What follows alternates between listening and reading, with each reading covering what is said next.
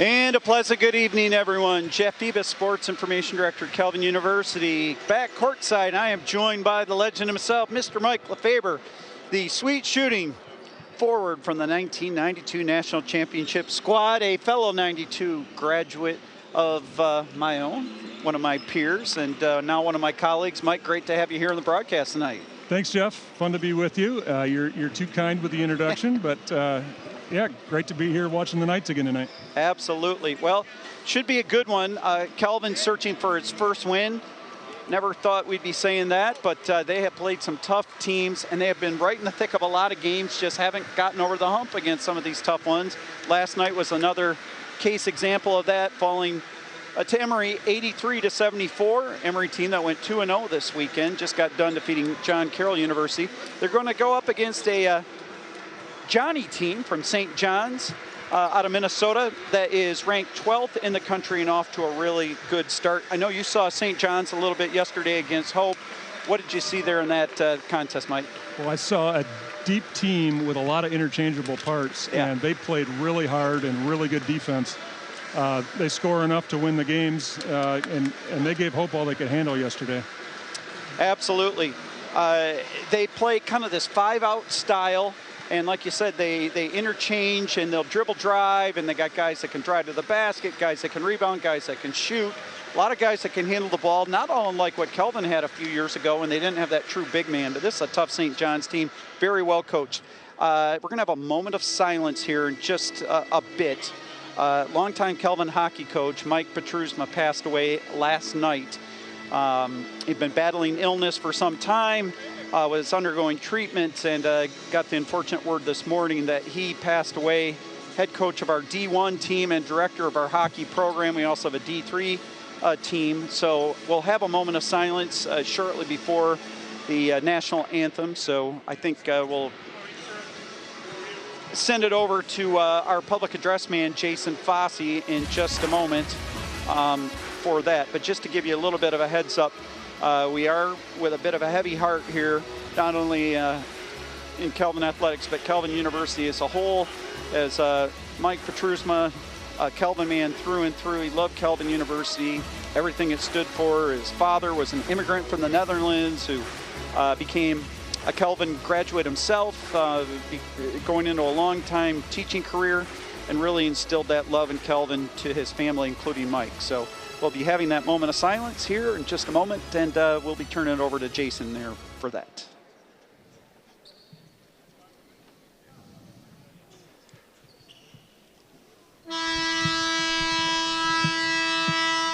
May I have your attention, please? Late last night, Calvin head hockey coach of 28 years, Mike Petrusma, passed away after a long battle with an illness. Mike was a Calvin man through and through, so at this time, please let us honor his legacy with a moment of silence.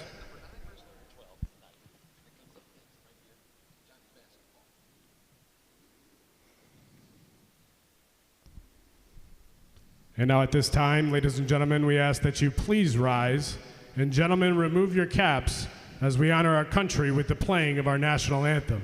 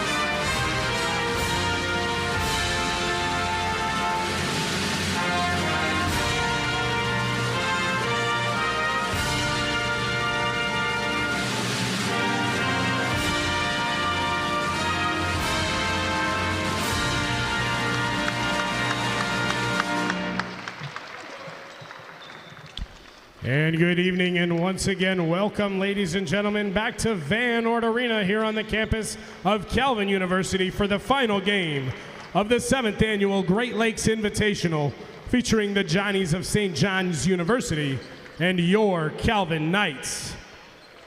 Now let's meet the starters from both teams. First up, the Johnnies of St. John's. Number 2, Zach Longville. Number 3, Blake Berg. Number 4, Teen Cooper Vaughn. Number 24, Ryan Thiessen. And number 32, Connor Schwab. And now, ladies and gentlemen, let's meet your Calvin Knights.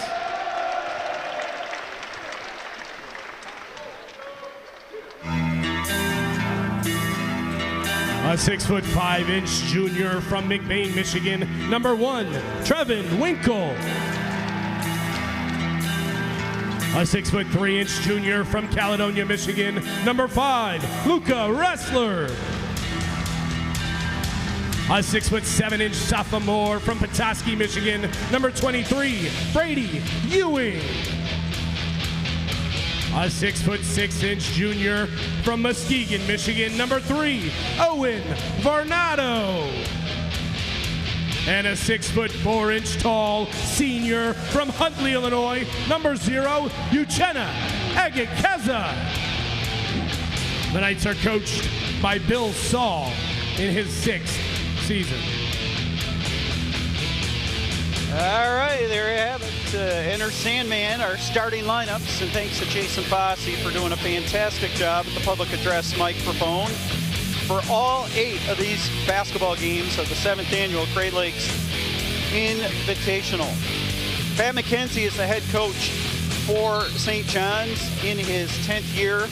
Former point guard for St. John's, and you can tell this team is coached by a former point guard. They are very steady at the ship. And of course, Calvin, coached by the former All-American Bill Saul, was part of Calvin's first ever team that made it to the Final Four in 1990. You were part of that team too, Mike. That was a very memorable year for sure. And here is our jump ball, and it's won by St. John's and snared out of the air. And here will go St. John's into that 5-out offense, and we'll see how Calvin defends it. Really got to stay disciplined, and we'll see if Calvin switches off. And a steal here by Trevin Winkle into the front court. I think Calvin will try to push the tempo as much as possible, don't you think, Mike? I think they want to get some easy baskets if they can, especially against such a good defensive team. Yeah, they had some success last night against Emory in transition. You know, last night, I think it was 22-22 at halftime between Hope and St. John's. There's a Varnado for and Varnado, 3. that's a good sign. Always nice to see Owen hit that first shot. He's a high energy player, and it keeps his intensity high when he hits that first shot. Pass to the right wing. That was Vaughn. Trying to get to the basket. Nekageza picked the pocket from behind to Berg. It's going to go all the way to the hoop, off the iron no, and a rebound, and we're going to have a foul on St. John's on the box out. Foul's on St. John's, Once number he pulled 14, his arm that's down as he was Vaughn. getting the His rebound. first, Cooper Vaughn. team's first, Calvin basketball. Nice to see the defense come out and get 2 steals right away. Yep, no doubt about that. Means Calvin seems to be dialed in, at least from the defensive end. You always wonder about, after a tough loss, if the intensity will be there. Turnaround is a little deep by Ekageza, and a rebound to St. John's. They'll move it up into the front court. And that 5-out offense, Varnado up top. Now pass inside, and a good little pocket pass by Longville to the big man, Schwab, and we're tied at, oh, beg your pardon, it's 3-2. Calvin up a point. Luca Ressler. Now Trevin Winkle to Varnado. Knights moving it around the horn. Ekageza, an open 3. He's going to pump it up short. Doesn't quite have the flow, and you always wonder, Mike, a little bit about fatigue after that really Johnny's basketball. intense game last night against Emory. Yeah, these back-to-backs are tough, especially when you two really high-quality teams that you got to bring all your energy. And they certainly did that last night. They gave Emory everything Emory wanted. But yeah, they got to come dig deep and figure out a way to. And St. John's had a relatively comfortable second half and pulling away from home. Three-pointer is good. Played a lot of players. There's a three that's up and in by Thiessen. So 5-3. St. John's up a deuce right now.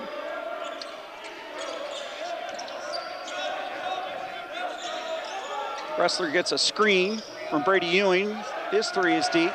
Everything's been from the outside in the half-court set for Kelvin thus far. Here's a deep three from way out, and it's going to be off the mark. Ripped down by Kelvin. That was Longville, from Longville, on that attempt. Ekageza hands it off to Trevin Winkle, trying to get downhill. Almost lost his footing. Recovers in time to get it back to Varnado.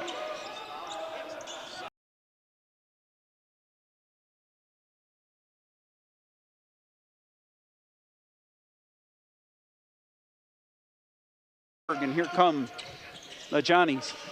They are out on the Minnesota Intercollegiate Athletic Conference. Second ever meeting between these two teams. Another three, it's on the way, in and out by Thiessen, and a rebound to Ewing. Here's Kelvin pushing the pace. St. John's back. Winkle pulls up from 16, no. And again, that is Schwab with the rebound.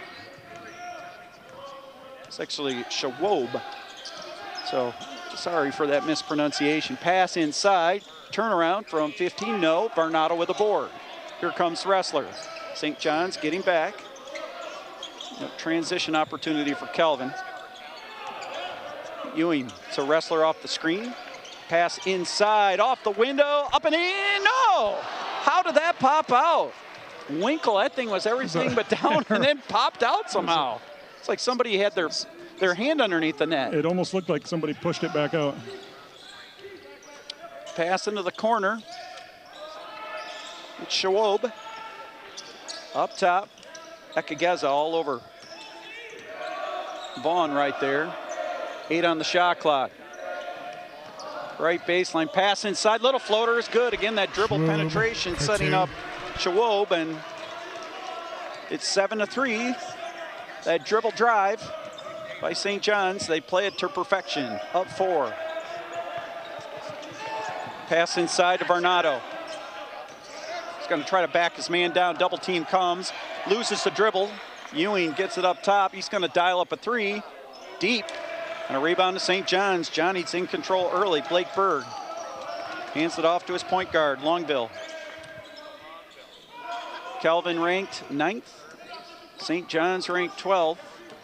New polls will be out next week. Here's a 3 from the corner. It's going to be off, and a rebound to Wrestler.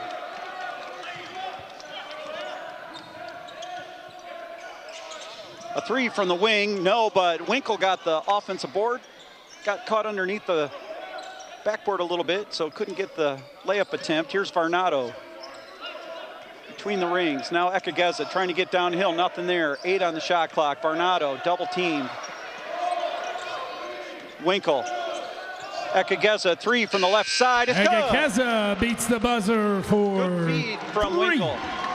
Good to see there, Mike. Yushina's shot percentage is really high when the shot clock's running down. He seems to make that on a regular basis. 7-6. Here's a 3, and boy, it looked like we had contact, and we did. Ekageza will be called for the foul, so it'll be a 3 shots coming. 3-shot situation for Cooper Vaughn as we falls on Ekageza. Head to our first media timeout with 14:04 left in the first half, and let's see if I can dig up my. I read all my reads in the last game here, Mike, I can tell you that, but I'll just do it right off the top of my head. The skipper in Ostrink, planning for success. Player for the game is Mike Morris, the junior wing out of Grand Rapids West Catholic High School. Mike is a 3.9 grade point average, majoring in business accounting. He is a Kelvin Dean's List student, and he is our skipper in Ostrink, wealth management player, student athlete player of the game. Skipper in Ostrink, providing the financial clarity, solutions, and service that allow you to focus on what you care about the most. So 7-6 early on, and St. John's will be at the line to shoot 3. I would say right now that the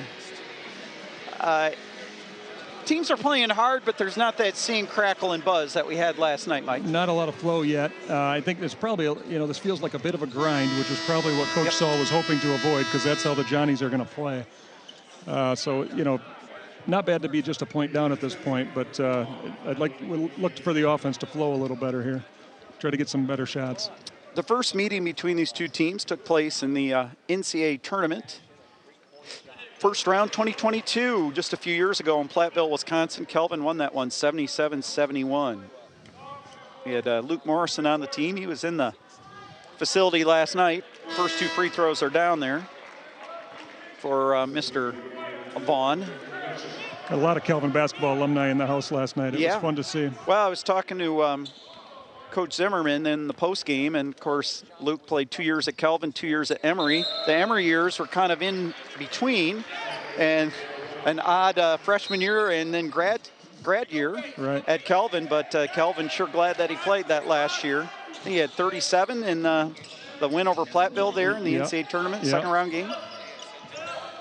So all 3 free throws are down, 10-6. Ekageza drives left inside, and a dunk for James Felton, who had just checked in. Transfer from Davenport, 10-8. Ekageza drew the double team. Trip Remersma, Dane Harvey, and Parker Swartz in for Kelvin. Also into the game here for St. John's is Griffin Russian. Ball gets tapped out of bounds. Another sub in for St. John's. Luke Budson is in for the Johnnies out of Collegeville, Minnesota. Nice to see Felton come in and make his presence felt right away, Jeff. Luke Healy also into the game, as is Kyle Johnson. So fresh troops for both sides. Budson going to drive on Schwartz. Couple of lanky wing players going head to head, and Schwartz got the better of that one. Good defensive stop, and he gets the board. Loops it in to Felton, who went up and got fouled. Now, is that going to be a shooting foul, or is that going to be on the catch? What are they going to rule? 2 shots. So they were going to say on the lob attempt, he got fouled. I think it was a good call. It was definitely an alley-oop pass, and he got hit from behind as he was going up for it. Yeah, big game James out of Lansing Christian High School makes the first free throw, 10-9. Still kind of finding his way into this Kelvin roster after being at Davenport the last handful of years. But starting to make his mark a little bit more as he gets more comfortable. Misses the second, 10-9. Pass up top to Budson, picks up his dribble. Now right wing, Blake Berg. Into the lane, kicks it out top, a 3 from the left side, short, and Felton rips the rebound down. Got it tapped out of bounds, it'll stay Kelvin. St. John's in the turquoise blue, trimmed in kind of a scarlet red, I would say, with the numerals. Kelvin in the white jerseys, trimmed in maroon with a bit of gold on the uniform numerals. 12:45 left first half. St. John's up a point. Our officials tonight, Jimmy Jarrett, Pat Stegeman, and Zach Port, who is just in front of us. Good cut! Good cut! Parker Swartz will hopefully get a chance to talk about him in a bit. Dane Harvey, the lone true senior on this Kelvin roster, touches it there. It's Trip Remersma looking inside, nothing there. Swartz going to dribble drive to the basket, spin dribble, outside Harvey, 6 on the shot clock, to the hole, off the window and in. Kelvin in the lead, 11-10. Nice drive by Dane. He's a strong man, you know. He gets downhill. Yep. He's got a chance to score, and he did right there. Not really known as a scorer here since he's been at Kelvin, but he scored a lot of points in high school. Well, yeah, and he had a huge 3 last night that put Kelvin up 5, and the Knights had a few turnovers and a few breaks that went against them. I think it was a 10-2 run for Emory late in the game that kind of sparked the Eagles to that win. We just had a foul on Kelvin. Missed who that was on. Got another one of Kelvin's newcomers. Ty Horkey, transfer from Kalamazoo College, into the game. That is Russian going to the hole, missed it, and a rebound to Felton. Pretty good shift turned in by the Calvin reserves right now. Here is Shorts. He's looking to dial it up from 3. He had a few last night. Thought about it again. Scouting report is in, I think, at St. John's. Do not give him an open look. They are up tight on him when he gets it near the perimeter. Horkey's going to get the pick and roll. He's the leading scorer for Kalamazoo last year. Missed the pull-up from 18. And a rebound comes away to St. John's. With it is Thiessen. Look back door, nothing there. Wrestler held his ground. On the dribble is Kyle Johnson. Trying to back his way down on Harvey is Thiessen. Now inside, and I think that went off the leg, and it did, off of St. John's Budson. And I think we're going to get another media timeout with Kelvin up 11-10. Varnado coming in for Swartz. And we'll take a quick little break to talk about our tournament host, Calvin University. Enrollment at Calvin University continues to climb. For the second straight year, Calvin is experiencing a double-digit percentage uptick in its first-year class. The 1,200 new students represent undergraduates and graduate learners from dozens of states and 46 counties around the world.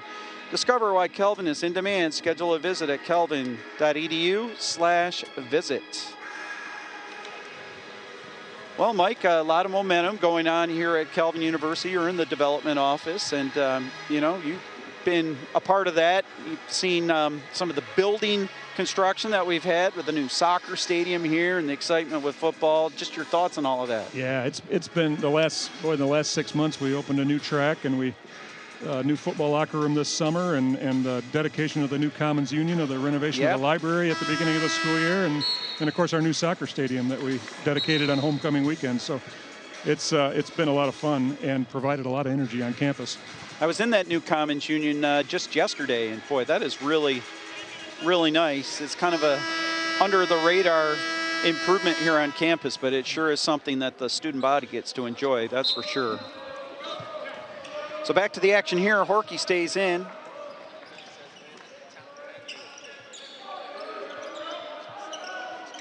Wrestler, a lob up to Felton, and it got tipped away by St. John's. And here come the Johnnies.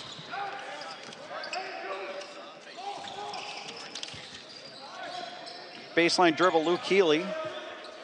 And he goes up, and he got fouled by Horkey. Little man against little man right there. Coach Saul really didn't agree with that one. I think he feels like it was a bailout call.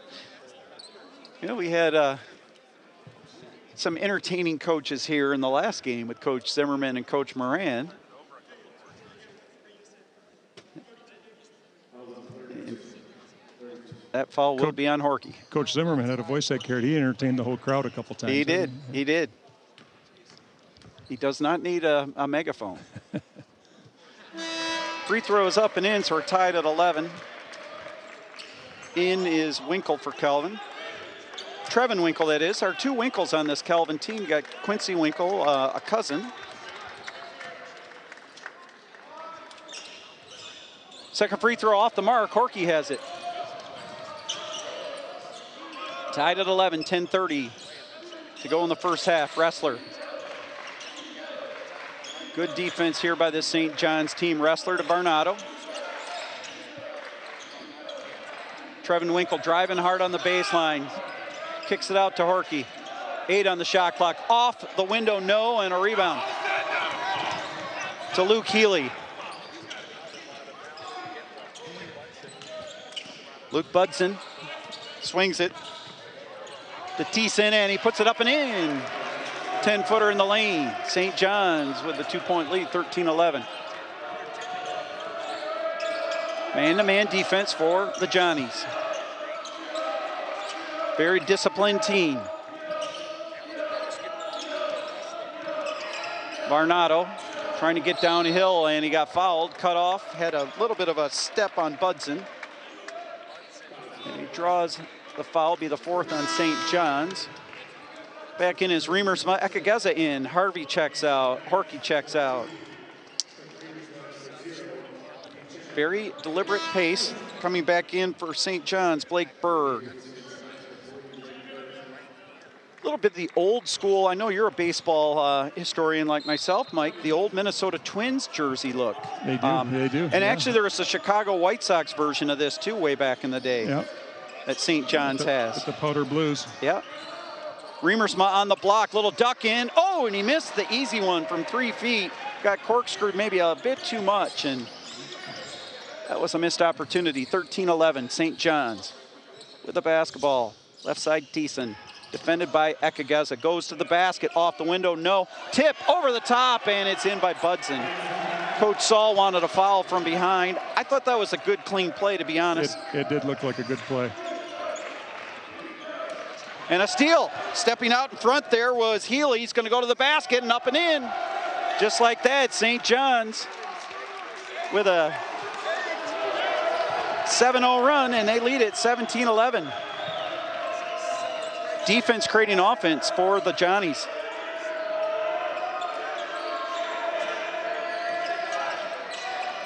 Winkle, a three, no good. Healy will grab the board and he'll bring it up. Two-hand chest pass to Thiessen. Kicks it left wing, trying to get to the hole. Floating it up, around and out. Ripped down by Ekageza. Kelvin needs to figure out a way to get a good shot here. Yep, absolutely. Well, Wrestler almost lost it.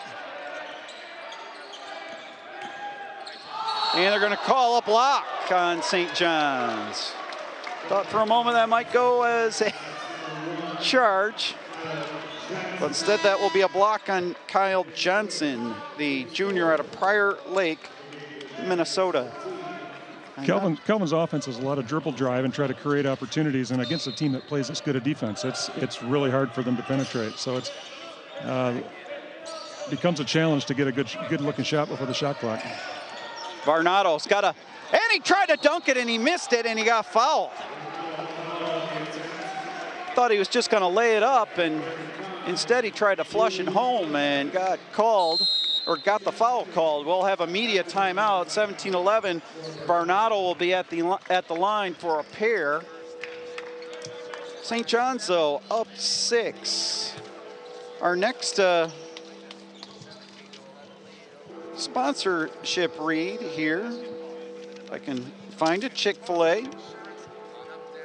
Deck the halls with trays of chicken. Chick-fil-A catering trays. Spread the merry for any family gathering, office party, or special event.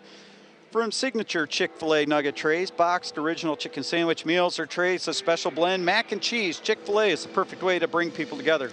Order through the Chick-fil-A app and receive rewards for any catering order. And here in Grand Rapids, be sure to visit the Chick-fil-A just a mile south of Kelvin's campus. Thank you to our sponsors from Chick-fil-A. As I mentioned in the game before, they provided a lot of the meals for the teams here this weekend, and we are certainly appreciative of that. They've been great partners. It's been fun to work with Chick-fil-A. Of course, it's always a favorite of college students anyway, so it's a good marriage. Yeah, and it's just down the road here from Kelvin, one of the franchises. I know one of our football broadcasters has a franchise out on the west side of Greater Grand Rapids. Seems like there's a new one popping up every time you look here in West Michigan. You know, there's one off of M6 there, kind of going toward the South Christian, East Kentwood area. Varnado at the line. Splashes home the first, 17-12. Low-scoring affair, and that is probably to St. John's liking.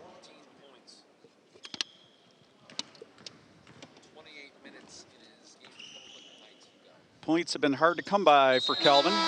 Nothing in transition. Here comes Parker Swartz, who is a third-generation Kelvin Knight. Grandfather Ed Weirs out of Willard, Ohio, Celeryville as they like to call it, was a two-time all-conference player at Kelvin in the late 60s, early 70s. Mother Stephanie, all-conference player, women's basketball. Kind of felt like Parker had a bit of a coming out party last night. He did. Loose ball on the deck. We're going to have a foul. We got Brady Ewing, I think, is going to get tagged for, I guess, the body block, going for that one.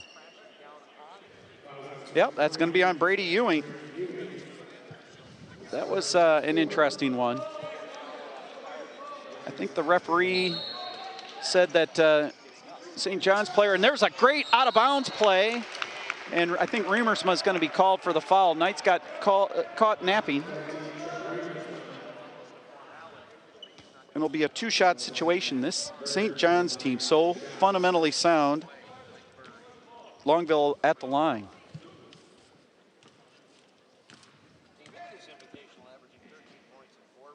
Free throws up and in for Longville out of Eagan, Minnesota.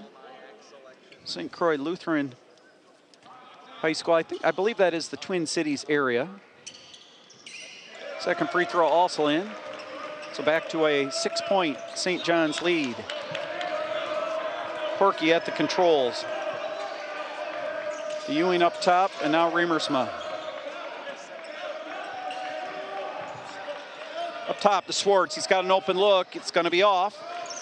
Didn't quite get his steps down, and out of bounds. That ball will go back to St. John's. Remersma out, Winkle back in. So a little bit more of an offensive look right now here, Mike, with some shooters on the floor. Yep, Coach Saul's, the offense has not been running on all cylinders here, so Coach is trying to get a lineup on the floor, I think, that try to get a few buckets in a row. Nothing in transition, and they had those two early steals, but not a whole lot since from the defensive end. Here's a three from the wing. Look out. No good. Ewing with a tap, and now Winkle pulls it down. Here's Ekageza. Tries to get downhill. Trying to spin. Little floater. It's up and in. Vintage Uchenna right there. Yeah, little right-handed floating hook shot, 19-15.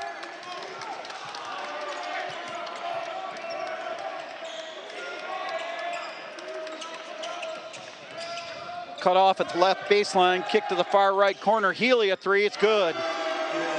Spotted up, and spotting him was his teammate Berg, and it's back to a, well, now a 7-point lead for St. John's at 22-15. I was talking to Coach Saul before the game earlier today, and he just said, if you're gonna beat St. John's, you're gonna have to earn it. They will not beat themselves. And that's been true to form. Ekageza trying to get to the basket, goes up and got fouled. Nice play by Chenna there with the clock running down. He created something out of nothing, really. He did.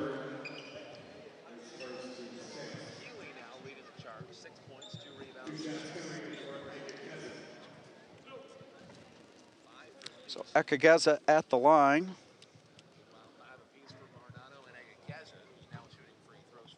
He's got 5 on the evening. And he's got 6. Felton coming in.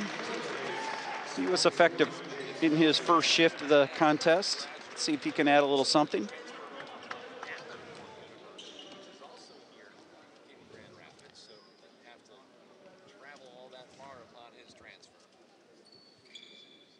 Ekageza out of Huntley, Illinois.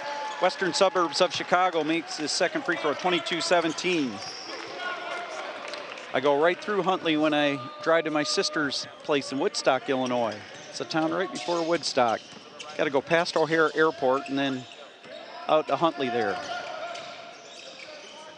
Thiessen going to the hole, no good, knocked out of bounds off of St. John's. I think Uchenna has to be one of Coach Saul's dream recruiting stories here of his time at Calvin. Well, so yeah, and that took place right in the heart of COVID too, you know? Yeah.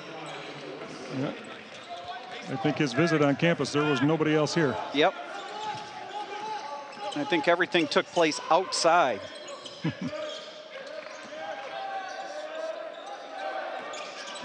22-17, 5.5 to go, first half. Winkle trying to get downhill, a fadeaway, no. And a rebound, hauled down by Berg.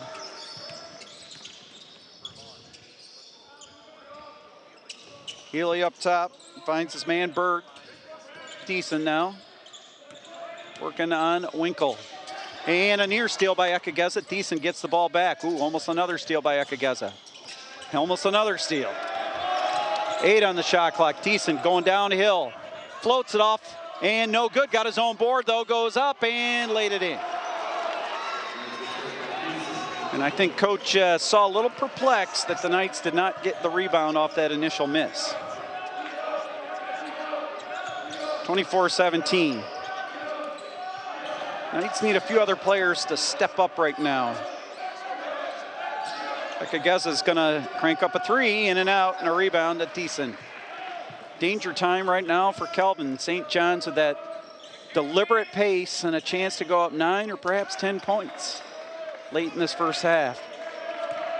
Kind of lull you to sleep and then kind of take control of the game, Mike. It just reminds me so much of St. John's against Hope yesterday. It just looks very similar. Yep. Little jump hook, no, and the Knights get the board. Wrestler to Ekageza. Nothing in transition, though, for Kelvin. Credit to St. John's for that. Well, I spoke too soon. As Ekageza in a little bit of a secondary break puts it in off the window, and Kelvin will get a timeout, a 30-second timeout.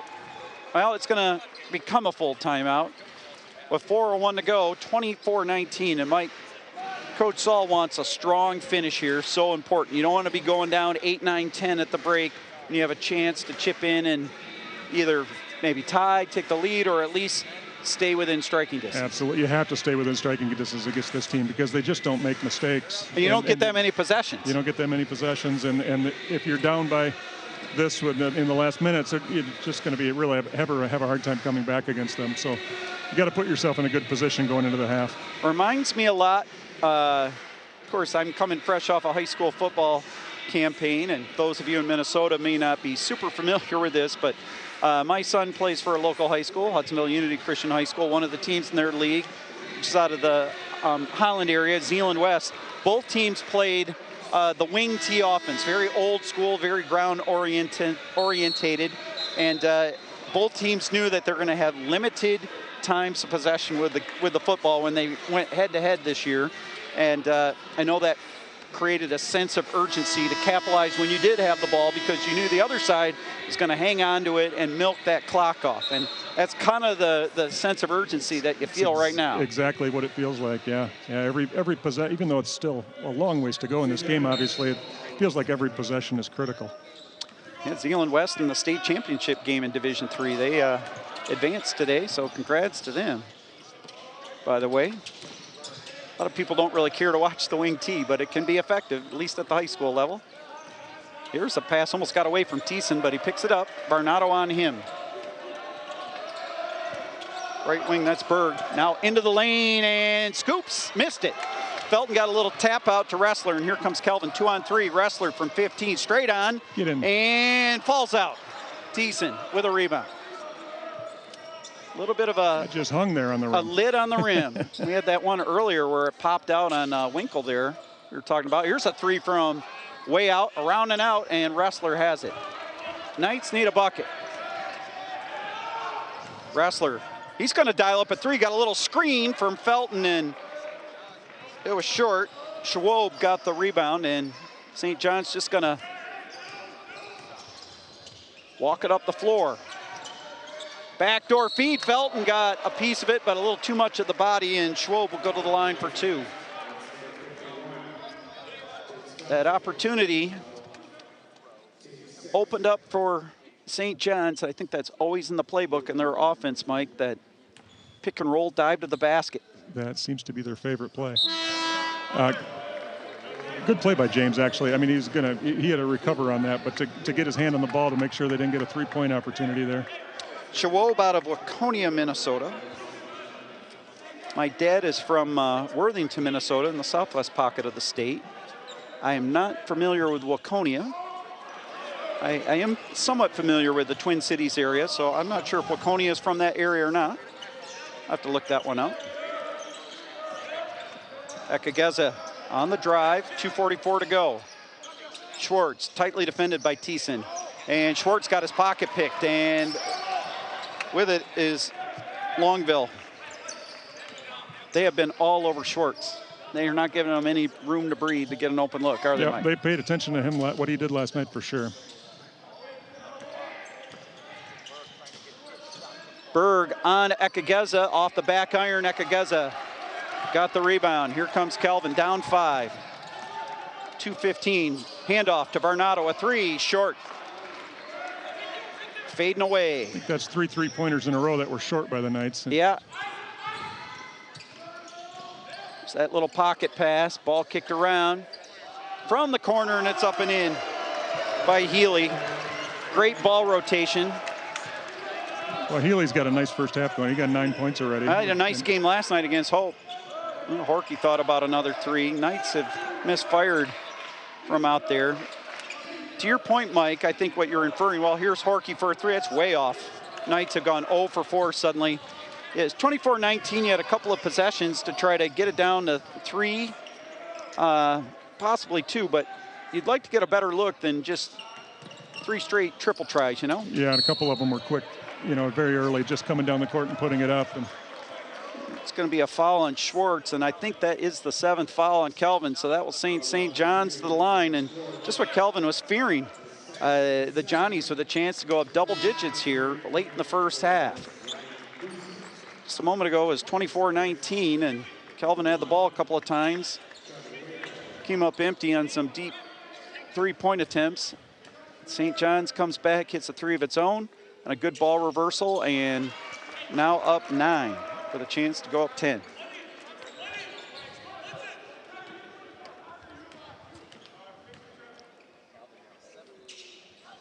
Makes them both this Thiessen, 29-19. And Rushin, the 6'8", 210 senior wing out of Baxter, Minnesota, is in. And he is on Parker Schwartz. Ekageza to Varnado, had an open look, decided to go to the basket and put it up and in. Probably what the Knights needed a possession or 2 ago, but we'll take it. that's right. You need go into the basket, make something happen. 29-21, and we're going to have a foul on Schwartz, or on Winkle, beg your pardon. Winkle's without that face guard that he was wearing last night. Kind of lost that one on the shuffle. So at the line is Rushin. And it's good. 30-21.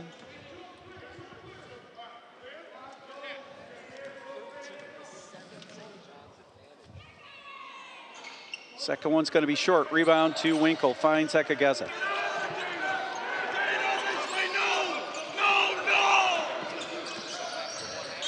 Ekageza finds Winkle. Schwartz going to the basket, tightly defended, and Rushin will be called for the foul. Not a whole lot of contact there, but it'll be Schwartz going to the line for a couple. Nice play by Parker, though, to take that. If they're going to guard him that tight on the perimeter, he's got to take him to the basket and force some contact, and he'll get a couple points at the line. Misses the first. See his parents and sister are here. We've got a timeout on the floor. Had his brother Brady, who was here last night, who was signed with Western Michigan. He's one of the Mr. Basketball candidates, I think, here in the state, although I think most likely Trey McKinney, who was signed with Michigan out of Orchard Lake St. Mary's, probably the big favorite. And, of course, also signed with Western Michigan, Carson Viss out of South Christian will probably be in the mix as well, amongst others. Nice for the Schwartz family, though, to be able to see both their sons play in relative proximity. One will be down at Western Michigan, about an hour south of here, and, of course, Parker now up here at Kelvin after being down at Ohio Dominican for his freshman year. I'm sure both parents enjoy having the chance to watch both of them play. Absolutely. Well, of course, the younger Schwartz, Brady, is still a senior in high school here locally, but got to be nice as a parent to be able to watch him play in person. I have to make sure Grandpa Ed makes it a trip over to Grand Rapids this winter. Well, I thought I saw him at the game last night. Yeah, okay. yeah. Oh, great. I don't see him tonight, but and Schwartz does check out. 30-22. Harvey back in. 44 ticks left, so the Knights might get the ball back one more time. Oh, Ekageza with a ticky-tack foul call. And Vaughn kind of ducked into Ekageza. He did draw the contact. So that's that's a double whammy because that is foul number 2 in the last minute of the first half on Ekageza. And it also puts St. John's at the line. And it looks like it's still a 1-and-1. 19 foul. It's a very savvy St. John's team. Very savvy. I think that's 3 possessions in a row that they've drawn a foul on us now, and they're sitting at the line. So it's hard to cut into this lead when you're giving them 2 free throws every time.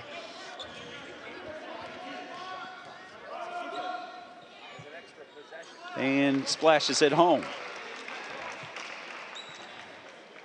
And St. John's has all 4 players not shooting free throws back deep in prevent defense, and they'll make the second free throw. So back to a 10-point St. John's lead. Now Thiessen comes back in with 38 ticks left. So St. John's can probably get the ball back one more time here too if they play their cards right. Here's Horky, boy, he got fouled there, no call. Come on, Jimmy! Here's Varnado going to the basket. And now Thiessen will be called for the foul there. Just a little slight tap. I thought Horky got bumped much harder. They'll send Varnado to the line for a 1-on-1.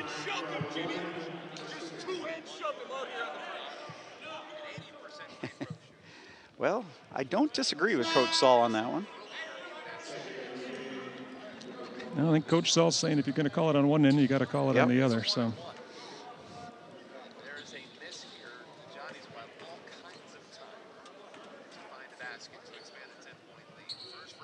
Free throw is good by Varnado.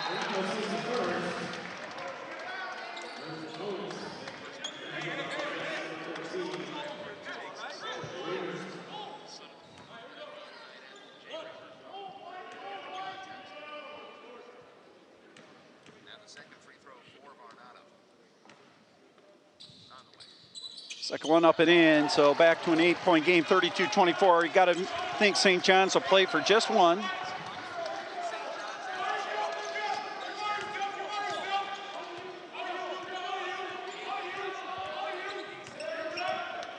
Healy, who has played a really good first half, being defended by Ressler. Healy going to go to the basket, hands off to Thiessen. Got the ball thrown around, a long one by Thiessen. He tried to draw a little contact, didn't get the foul. And that will do it here at the break. Really nice defense by Ressler there.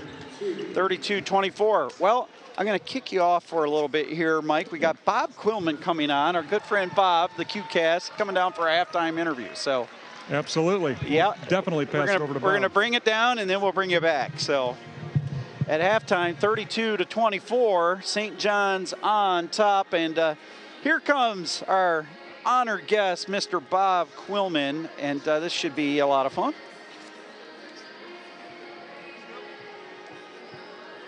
All right, well, we are joined by the legend himself, Mr. Bob Quillman, Mr. QCast himself, Mr. Illinois Wesleyan, and all that type of thing. Bob, great to have you here in Grand Rapids. How's the travel been and your first trip to Grand Rapids been overall? It's been great. It's amazing, Jeff, that I've never been to Calvin before this trip, which is pretty crazy. With all the talk with your Calvin friends and all that type of things. Yeah, my best friends in the business here, a couple Calvin guys, so it's amazing. I've never been here before. The trip's been amazing. You guys have been such great hosts and taking care of us. It's been an awesome time. Yeah. Well, just talk a little bit about your journey into D3 basketball, because I know it goes way back. I think you're an Illinois Wesleyan alum, right? Yeah. And, you know, of course, a very storied program, Jack Sikma going way back, and, of course, a national championship at the D3 level.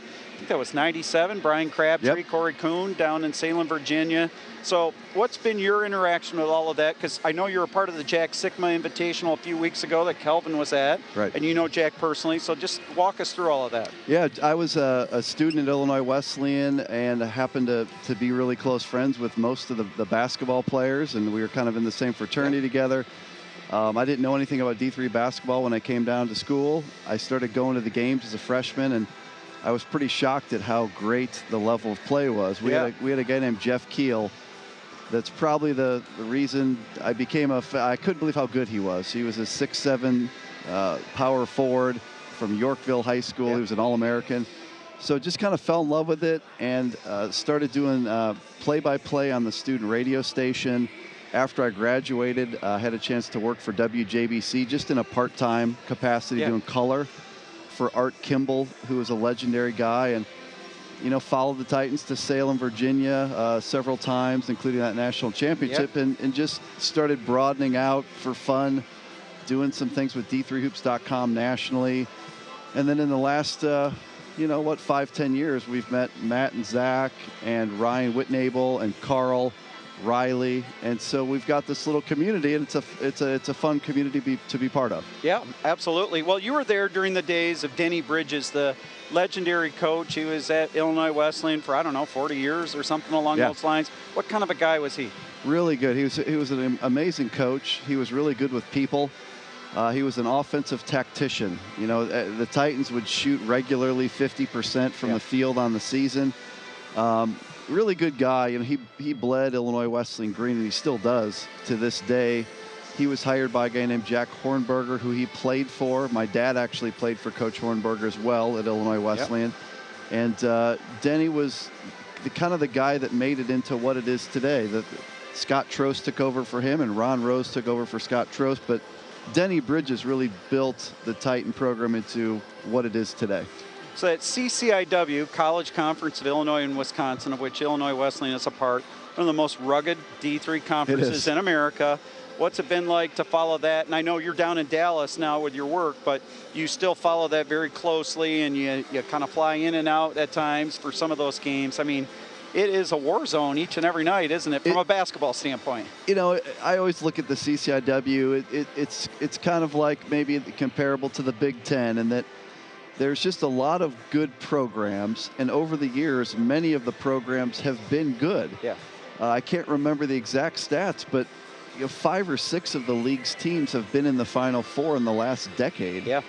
And just in the last 5 years, 5 or 6 different teams have won NCAA games. So a lot of proud programs, a lot of parity and balance usually. Yeah. And to your point, it's a physical league, kind of like the Big Ten is in the D1 level. It's a league where the officials are used to a bunch of big, strong guys going at it and letting the bumping and shoving go. And so you got to kind of strap it on every night out because it's physical.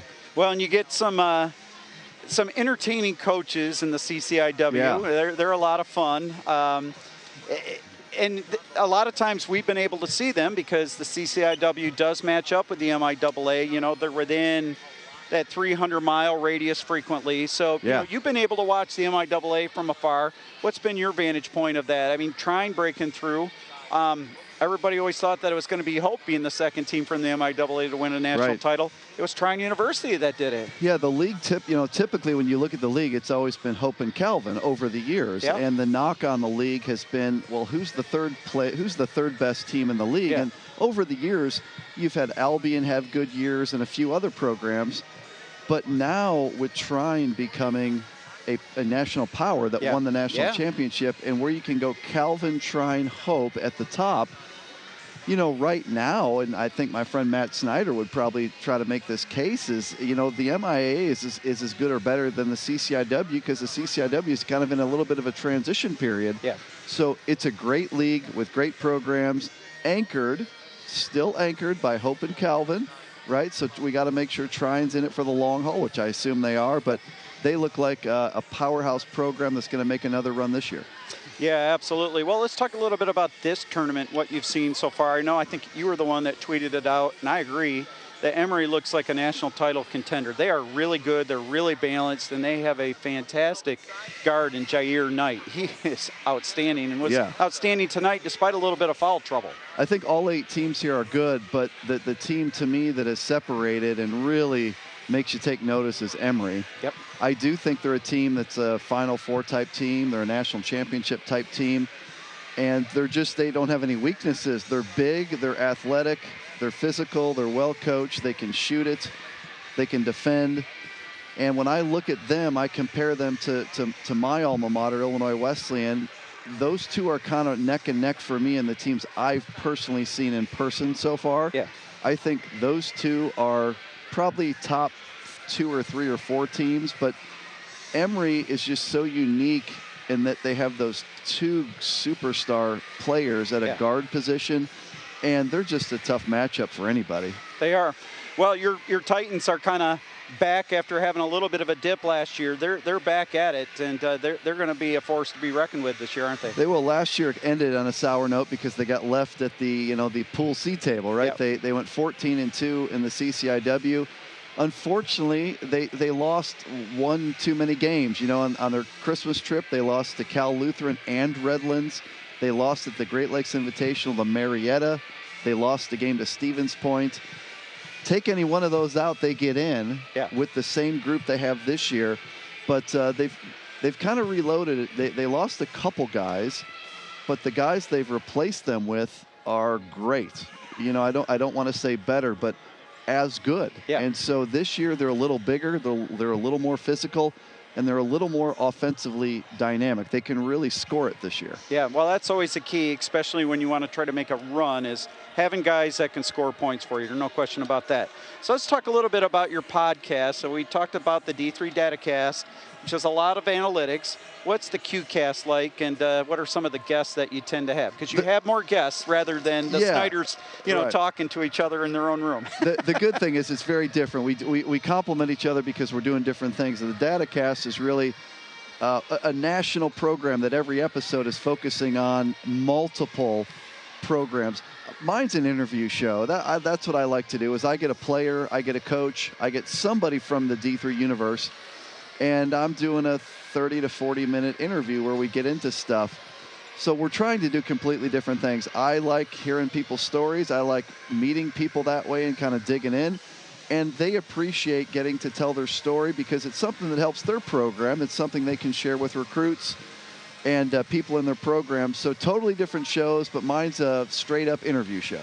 Absolutely. So how can we find the QCast? Where can we find that on social media? Yeah, on Twitter, that's kind of my home base. At IWUHoopsCom is my handle. And then on YouTube, if you just look for the QCast, you'll find that on YouTube. That is where all 5 seasons of episodes are stored, and they're all there. They're all there, and there's a lot of great content, great interviews.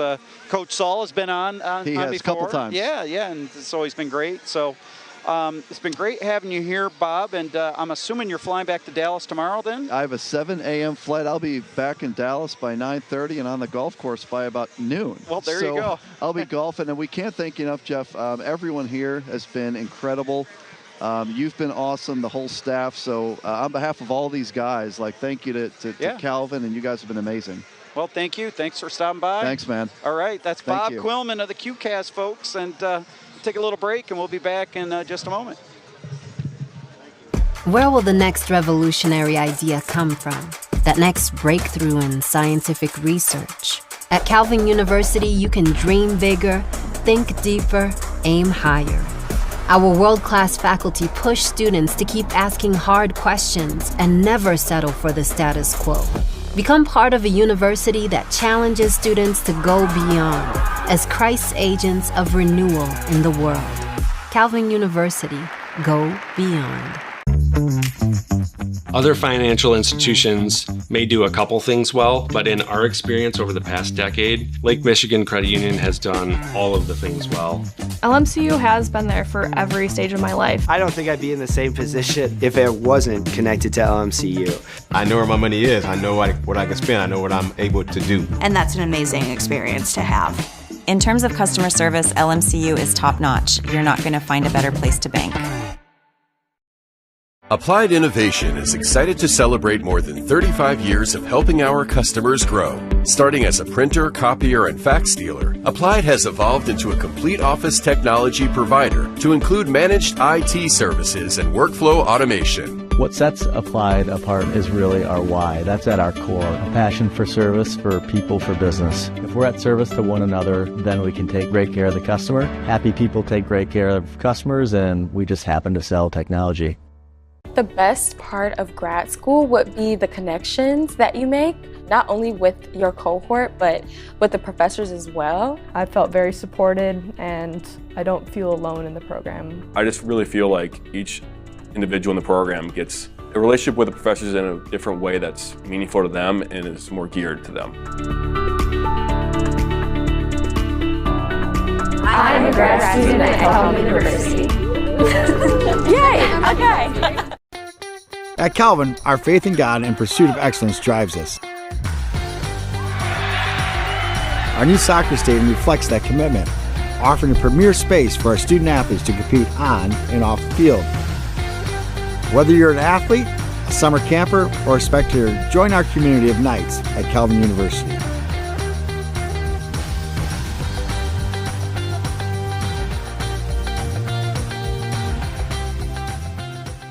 Mosquitoes outnumber humans by like 1,000,000 to 1. So who are you giving your blood to? The humans or the mosquitoes? It's us versus them. And I think they're winning. So donate blood with Versity Blood Center of Michigan today. Today's broadcast is sponsored by Capital and Risk Management Services. Since 1987, Capital and Risk Management Services has supported Knight Nation's financial and risk management needs with strategic solutions for a secure tomorrow. Reach out to Russ Fausing today at 312-458-4523. This is the Gainey Track and Field Complex. There are innovative features that set Calvin's facilities apart from other universities. First, the space joins a small number of dedicated track and field facilities in NCAA Division III. This means that we don't share with football, lacrosse, soccer, any other team. Our throwing facility is adjacent to the main track. Everything is right here in one location. It's all about track and field all the time. I love the NABE Scholarship Program because I just love how personal these scholarships are for the alumni and for the students. Being a student who grew up in foster care and then getting a scholarship for students who were in foster care and being able to connect with that donor and see the love and the passion that they have for me and being able to resonate with me and what I've gone through. God opened doors that I didn't even know were there. I'm at Calvin and my legacy is starting here. Back here courtside at Fenord Arena, Jeff Davis, Sports Information Director at Calvin University, joined by former Calvin men's basketball standout, Mike Lefebvre. And Mike, during your national championship run in 1992, you had to go to Gustavus Adolphus for the Sweet 16, and that was a very disciplined team. Something about that Mayak water there. They're just really tough, hard-nosed teams, and they play very disciplined, it seems. And Knights are going to have to be very hard-nosed and disciplined themselves to come from behind in this one. Yeah, this team, now that you bring that up, this team reminds me of that team. They a lot of upperclassmen, play really hard and disciplined. Particular time we played on their home court, and it was quite a little bandbox we played in. But yeah, standing room only crowd. That's right. I think Hondard had to make a couple of free throws late in the game. And we had to make a defensive stop. So. You did, yeah. Jay Claggy, their star player, had the ball at the end. And didn't quite come up with the bucket, but boy, that was a nail-biter of a game for sure. Winkle from the top, in and out, had a good look. Pretty good offensive set, just unable to get into a flow, as you said, Mike. Looking back door was St. John's there. 8-point advantage. Ekageza on Berg. Berg trying to get to the basket, drew a little contact and flipped it up and in. He wanted the foul call.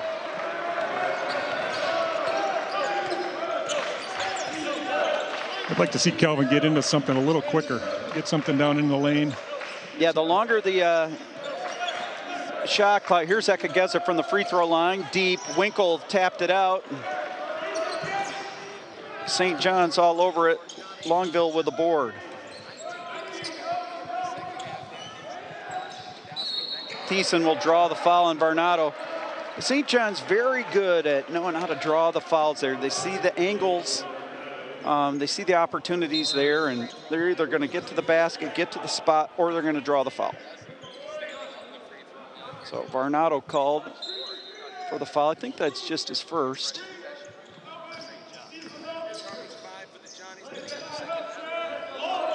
Handoff to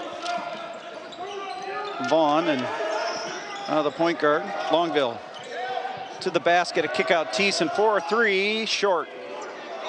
Ekageza, Knights are trying to push the pace. Down 10.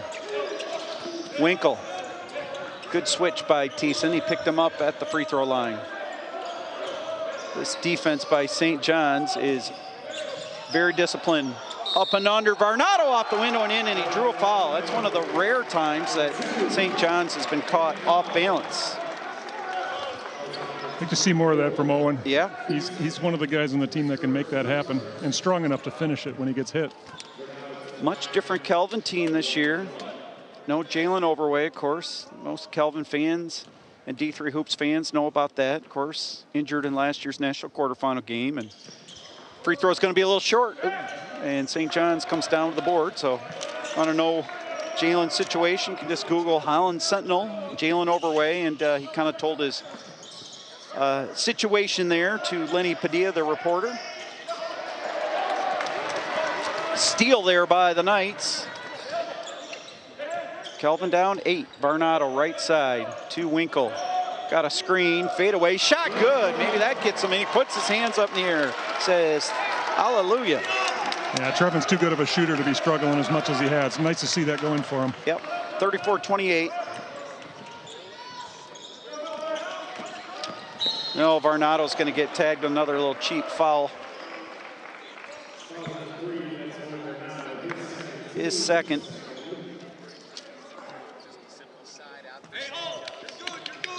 Thiessen drew that one there. Hand off to Longville, and now Thiessen again. Trying to get to the lane, right-hander off the window and in. Kind of caught Brady Ewing a little flat-footed there on the duck-in move. 36-28, Wrestler. He's still searching for a bucket. Cut off by Thiessen. Off the window, short. And Varnado's going to get called for a third. That's unfortunate. 2 quick fouls here by Varnado, and we're not even 3 minutes into the second half. That's a little bit of frustration building up there, Mike. I think so. A little frustrated, and Owen's just got to make sure he doesn't get those cheapies because he's too important to what they're doing. We need him on the court, so now he's sitting for a few minutes for sure. So Parker Schwartz comes on. He has yet to really get going offensively, but to be fair, really no one from Calvin has got cooking offensively. St. John's to the basket, downhill and off the mark. That was Schwob, and now Calvin in a bit of transition trying to get downhill. Ekageza got fouled by Blake Berg. It'll be the second on St. John's of the second half.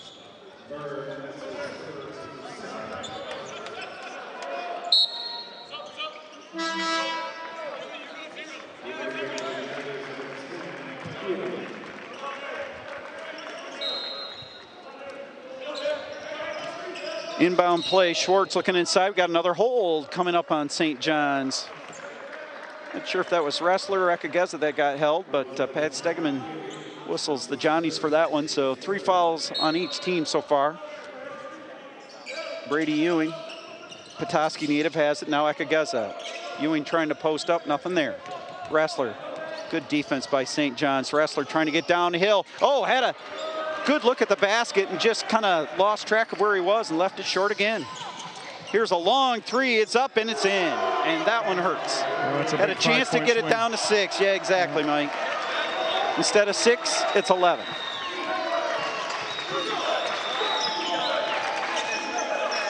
Schwartz dials up a 3. Good. Knights needed that one. 39-31. Need a few more. It's got to start with defense first, though. Longville gets it over to Thiessen. Little pull up from 8 and bounces off the front iron and down. Too easy there, Mike. Too easy. Yeah. Got to within about 8-9 feet. A couple possessions in a row, we can let them get into the lane. They bailed Kelvin out with missing an easy one once, but they're not going to do that every time. We're going to get a hand check on St. John's there, I believe.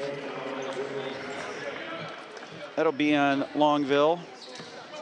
And immediate timeout is Riemersma and Felton coming on for Kelvin, and I think for St. John's, we've got Russian coming on. 41-31. Johnny still up 10 and holding control of this one here at Vennord Arena. Let's see. Kelvin Women's Sports Report is brought to you by Lake Michigan Credit Union. The Kelvin women's soccer team, under the direction of head coach Emily Ottenhoff, was ranked, still technically ranked 16th in the country. Final national poll hasn't come out yet. Knights recently captured their 5th consecutive MIAA regular season crown. They were 8-0 in league play. Also their 4th MIAA tournament in the last 5 years. Finished, 15-3-2 overall. Reached the second round of the NCAA tournament. Bowed out. Tough one last Saturday, the University of Chicago, 3-1. I did not have a chance to check Sweet 16 scores today. I think Chicago was playing Messiah. My computer here is not helping me out here courtside, so I'll have to work on that later. But that Kelvin Women's Sports Report is presented by Lake Michigan Credit Union, where our members really like earning more when they save and paying less when they borrow. Disappointing to lose to Chicago in women's soccer last Saturday, but really fun to host NCAA it was, regional at the new stadium. In our new stadium. Yeah, and Chicago hit a couple of spectacular goals late in the first half that got them that lead. Here's Schwartz with a turnaround, 41-33. But Coach Ottenhoff's really done a tremendous job. Yeah, she's building a really strong program. She is, and what a tremendous facility they have to work with now. Those plush locker rooms, state-of-the-art facility, especially in a cold weather state like Michigan. They can practice in the early spring months, in the off season, that type of thing. Little pull up in the lane and too much penetration again in the lane for St. John's, and that was an easy bucket there for Cooper Vaughn. Knights just trading buckets, and that's not going to do it. James Felton draws a foul. So that will be foul number 5 on St. John's. Just over 5 minutes into the half, and I got 5, so we're going to be shooting some free throws this half. Yeah, that's the way it looks like.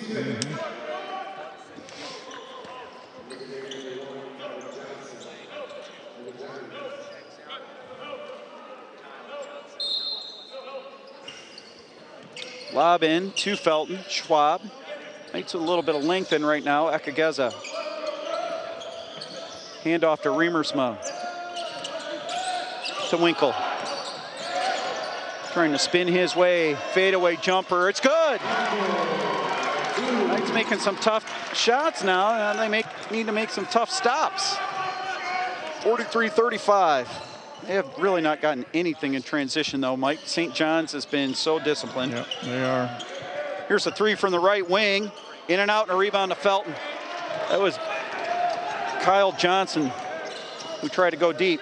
Ekageza to the hole, got fouled. Shot didn't quite fall. I really like that attacking right away. Yep. Don't let them get set in their defense, and Uchenna is really good at that, making his way to the hoop.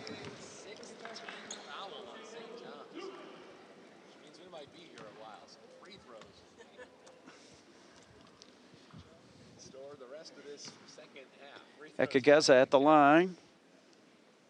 And it's good. Bounced around and down. 7-point St. John's lead.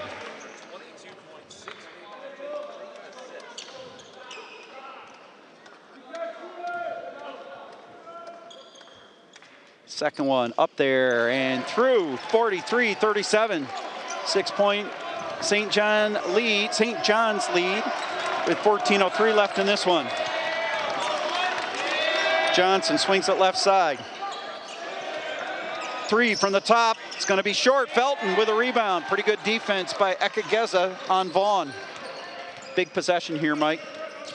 Really is. Ekageza from 17. Little pull up. In and out. Ripped down by Johnson. Not sure that's the shot Coach Shaw was looking for. Oh, and then almost losing the ball, but getting it back. Little handoff from the top. He can shoot that. Missing it. Felton with a rebound. I think we got a foul, and the Knights are in the bonus. Felton will go to the line. That one was on Budson. We are going to have a free throw shooting contest tonight, Jeff. We are. Well, Cooper Vaughn has really been one of the sharpshooters for St. John's, but sometimes 2 games and 2 nights can get a little dead leg there. He's been a little shy in his last few attempts. Felton's free throw is good. Big free throw.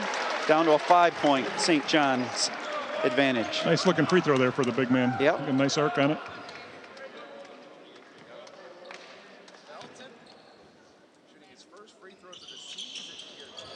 Missed the second.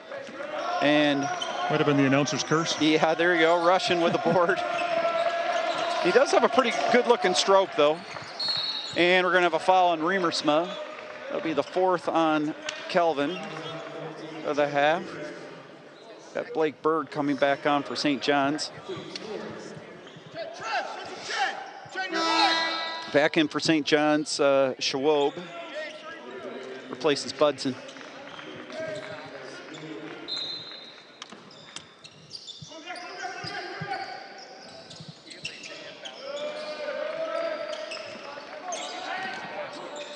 On the dribble and back in is Longville. Picked it up, almost a 5-second call. Now it's Healy trying to back down Riemersma, trying to get to the basket. A fadeaway, short. Felton got the board, his 3rd straight rebound. Here come the Knights, down 5. Ekageza trying to get downhill.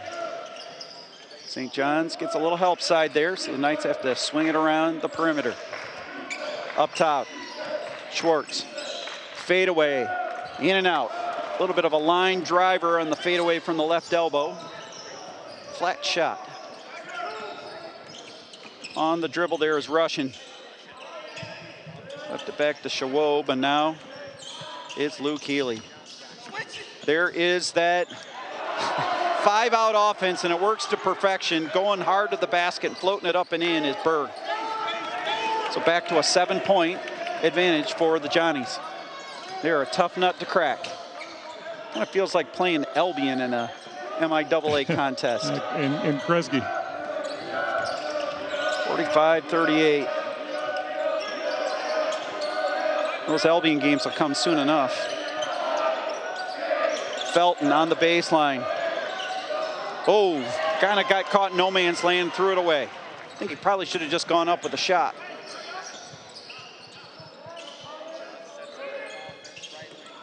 Healy on the crossover dribble. Berg, and now back to Healy in the left corner. Riemersma playing some pretty tough D. Here's a 3 in the quick skip pass. Going to be deep, battle for the board off of St. John's. Went off of Connor Schwob. Head coach Pat McKenzie a little perplexed on that one. Haven't heard too much from Coach McKenzie, though. He's been pretty pleased, I think, with the St. John's team. Got some subs coming on for Kelvin. See Wrestler coming on. I think Varnado is back into the lineup, too, here, Mike. Probably time to give him a whirl with 11:27 to go. Yep. Coach Saul set him down for about 6 minutes of clock from the clock, and, yeah, it's time to go and trust him that he won't pick up his 4th real quick. Another note from Kelvin University. Kelvin University's graduate program is expanding again this fall with the addition of a Master of Science in Nursing program. Kelvin now offers 12 master's degrees and 10 certificate options for adult learners. So, whether you're looking to go part-time or full-time, online or in person, Kelvin's got you covered. Discover more at kelvin.edu.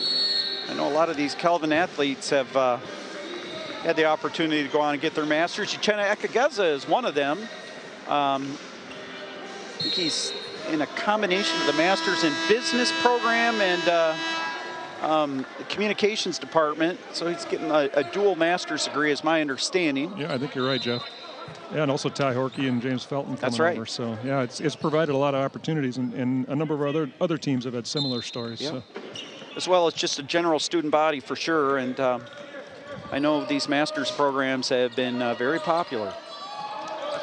Owen Varnado, he's got a lane to the basket, off the window and in, and foul. That is a big play. And that's why the Knights put Owen Varnado back in. 45-40. Kelvin with a chance to creep to within 4.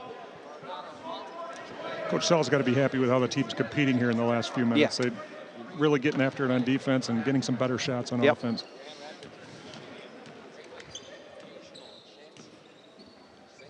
Free throws up there, got it. 4-point St. John's lead. 11:15 to go. Johnny swinging around the horn. Thiessen is back in for the Johnnies. He's got it on the right block, trying to back down Harvey. And Harvey's going to be called for the armbar. So that will be foul number 5 on Kelvin.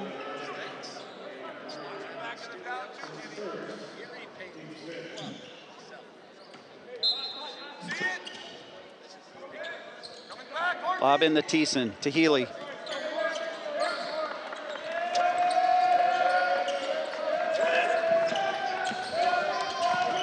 Thiessen again.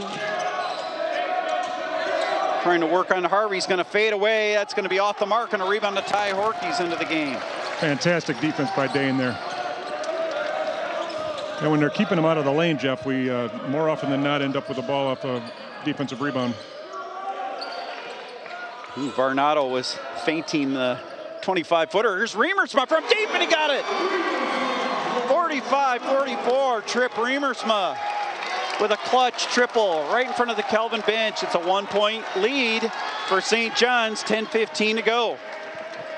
On the dribble is Berg. Now it's Johnson, and it's going to be Riemersma being called for a foul. Well, officials are calling it tight now, keeping it. That's a tough call there. Yeah, I guess you could say consistent, but that is foul number 6. So both teams will be in the bonus from this point on. Knights have been in the bonus for a bit. St. John's moving forward. Lob to Schwab. Now a handoff to Kyle Johnson in the lane and a steal. Here comes Harvey, 1-on-3, smartly pulls it back to Varnado. Wrestler is going to drive the lane, kick out to Harvey. He thought about the 3. Now to Varnado, almost threw it away.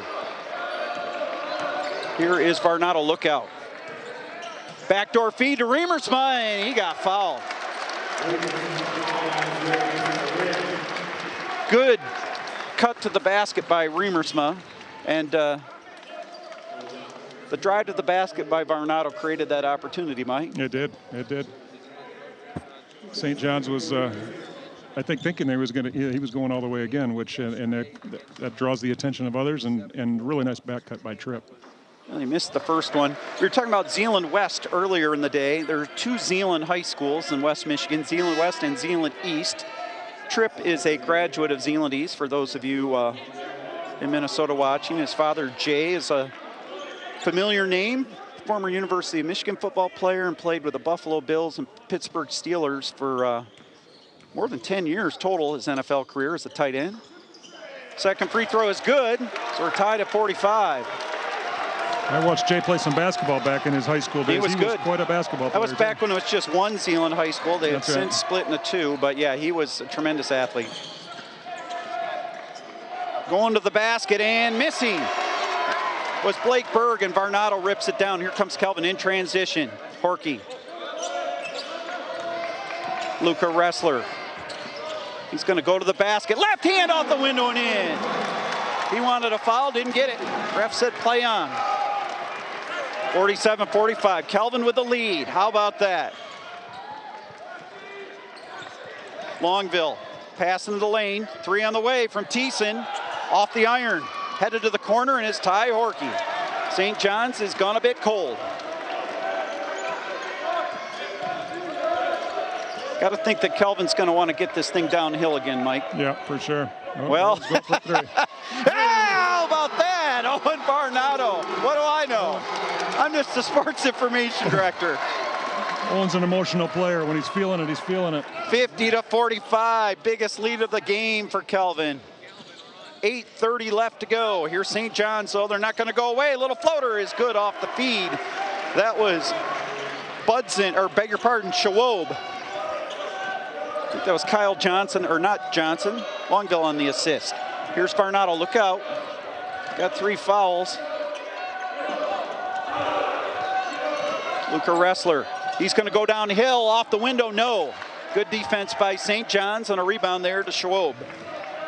50-47, Kelvin up 3. Nearing the second to last media timeout. 8 minutes left in regulation. Left wing, Longville, working on Horkey. Horkey on him. Sticking tight. Little spin dribble. Kick out right side. A three on the way. Short. And we're going to have a rebound to St. John's and a foul, I believe, on Varnado, which would be his fourth. And it will be. That is a tough situation right there. So Varnado has foul number 4. And I believe it's Schwab that's going to go to the line coming out of this media timeout for a 1-and-1. Well, that thing was so off, Mike, that I think it caught the Kelvin defenders flat-footed trying to box out. Yeah, you don't expect the air ball, right? You're boxing out expecting that to come off the rim, and sometimes that is an advantage for the offense. So 50-47. We got Parker Schwartz checking back in, I think, for Varnado, and Ekageza is coming back on for Kelvin, too.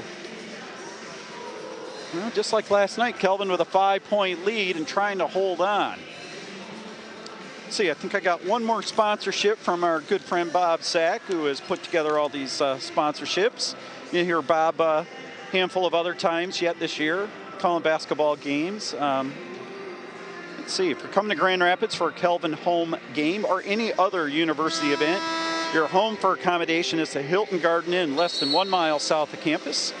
And while you are there, catch all the games on the big screens at Big E's Sports Grill. That is just, let's see, south of the Kelvin campus. Yep, about a half mile. No, yeah, maybe not even.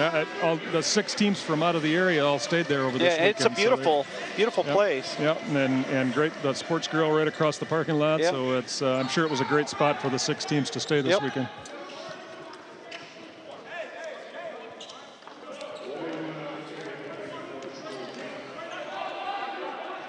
So 1-and-1 for Schwab.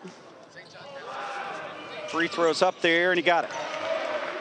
2-point game.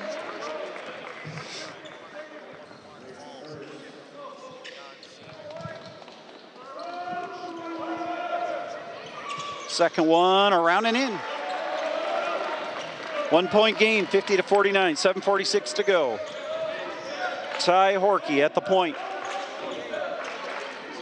Winkle back in. He's got it. Going to try to go downhill. Spinning off the window and in.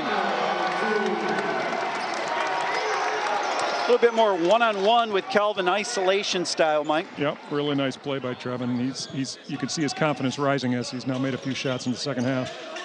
Thiessen kicks it over to Vaughn, and now Berg.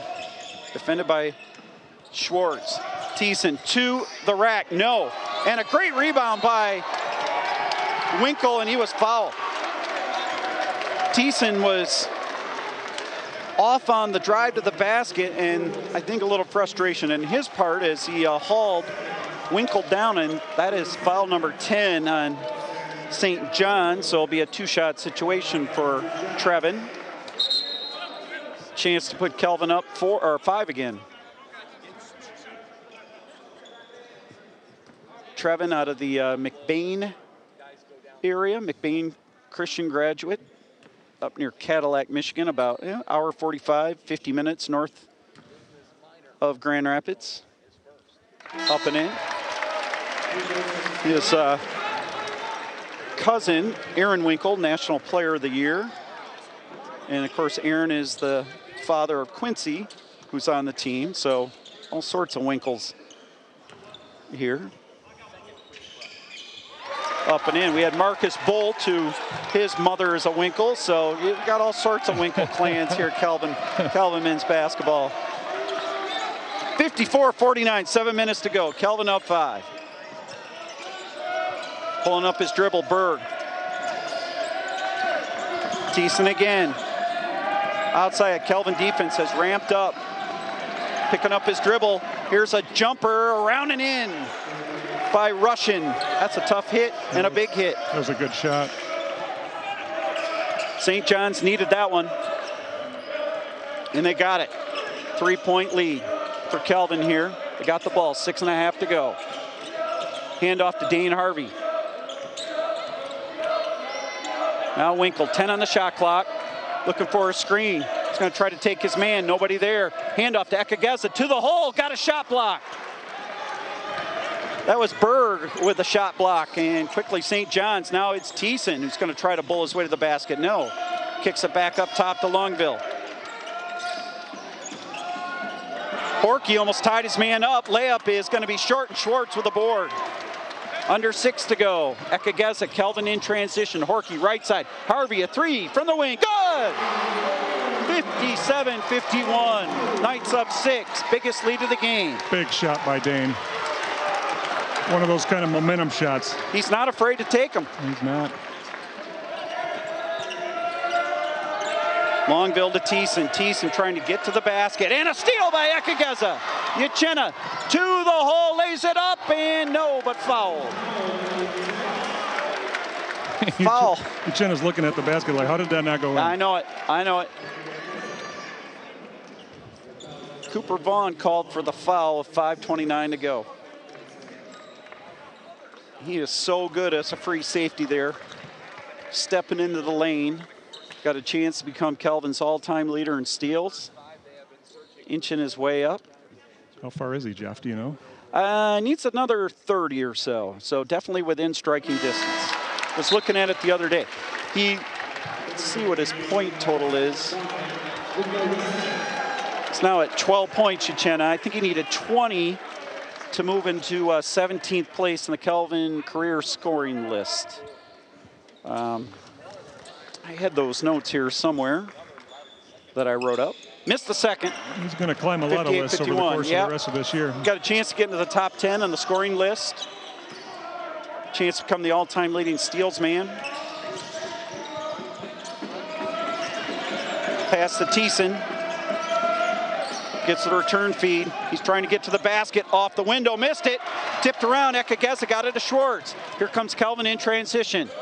Wrestler, nothing there. Pass inside to Winkle. Knights running a little clock. Schwartz, outside to Harvey, almost lost it. He's going to try to get to the basket, and he got fouled. Reach in there by Vaughn, so Harvey will go to the line, and he'll shoot a pair. Getting back to Ekageza, Mike, he is a player that's very unique to Kelvin men's basketball. A lot of times we try to compare, well, he's like that guy or this guy or whatever. I'm not sure there's ever been a player in Kelvin men's basketball history that compares to Uchenna. No, I can't think of one. He's a bit of a unicorn. He is a stat sheet filler. And really, like all the MIAA basketball years, I can't think of one that's quite like him. No, I can't either. He also gets a lot of rebounds, and his offensive game has improved exponentially, and he has worked so hard. I mean, I see him. Harvey splits the free throws. He works tirelessly on the side, working with that shooting machine. I saw him this summer on campus, so all the credit in the world to him for that. Yeah, he's got a great work ethic. 59-51. And just been a great representative of the program for the last 5 years. No question. We're going to have a foul from behind. A wrestler actually maybe helped out Kelvin for a bit. It'll be a 1-and-1 coming up here for St. John's. Would have been an easy layup on the dribble drive. Looked like Russian was going to lay it in. Instead of the line is Longville. Left-handed free throw is good. Senior guard, 6'2" out of Eagan, Minnesota. St. Croix Lutheran High School. Second one up there, good.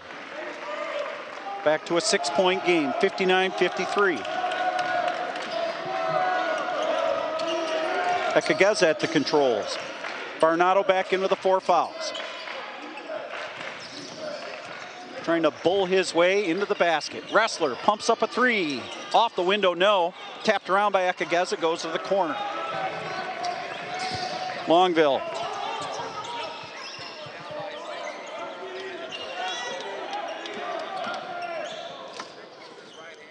Hands it off to Healy. He's going to try to get to the basket. Tripped. Almost threw it away. Here's a deep 3. Going to be short. Batted around and comes down to Ekageza. Under 4 to go. Harvey. Varnado. Finds Parker Schwartz. wrestler. Knight's trying to take a little time off the clock. Ekageza trying to get downhill. He got fouled. And we're going to get that under 4-minute media timeout, and Ekageza will go to the line to shoot 2. I think that was Thiessen called for the foul. Kelvin had a little bit of the Michigan State weave going on there. They did. So 59-53 with 3:35 to go, and I think I've got one more reader here. I got to find my my script. I know I read it during the last game. This month in Kelvin Athletics history is what I wanted to read. Well, I'll just... You got it off the top of your head. Yeah, well, the thing is, I don't remember the sponsor here, Mike, so I can read this month in Kelvin Athletics history off the top of my head. Here we go. This month in Kelvin Athletics history, presented by Applied Innovation. Tonight, we highlight the 2010 Kelvin women's volleyball team that captured a share of the MIAA regular season title, later captured its first ever national title.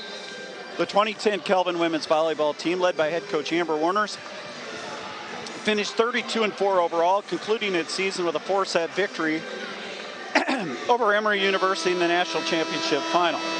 This month in Kelvin Athletics history is presented by Applied Innovation, connecting Kelvin alums for 35 years. That was a fun national title, Mike. That was quite a team. Well, they got beat quite handily. A lot of people forget in the MIAA tournament final by Hope, who had gone to the national semifinals themselves. A lot of people thought Hope was going to do it all. Kelvin then ended up going on the road to Wittenberg, won a regional, and then kind of was a dark horse and won the whole thing down in WashU there. Ooh, first free throw, in and out by Ekageza. Need these. I can still picture the last point by Megan Riedema. Well, and she bookended her career with national championship points, similar plays. That's right. Dumped down the left sideline, 6'2" setter. Second one is good. So 7-point Kelvin lead, 3-possession game, 3:35 to go. Time to dig in. Trip Remersma back in, I'm sure, to help with the defensive side.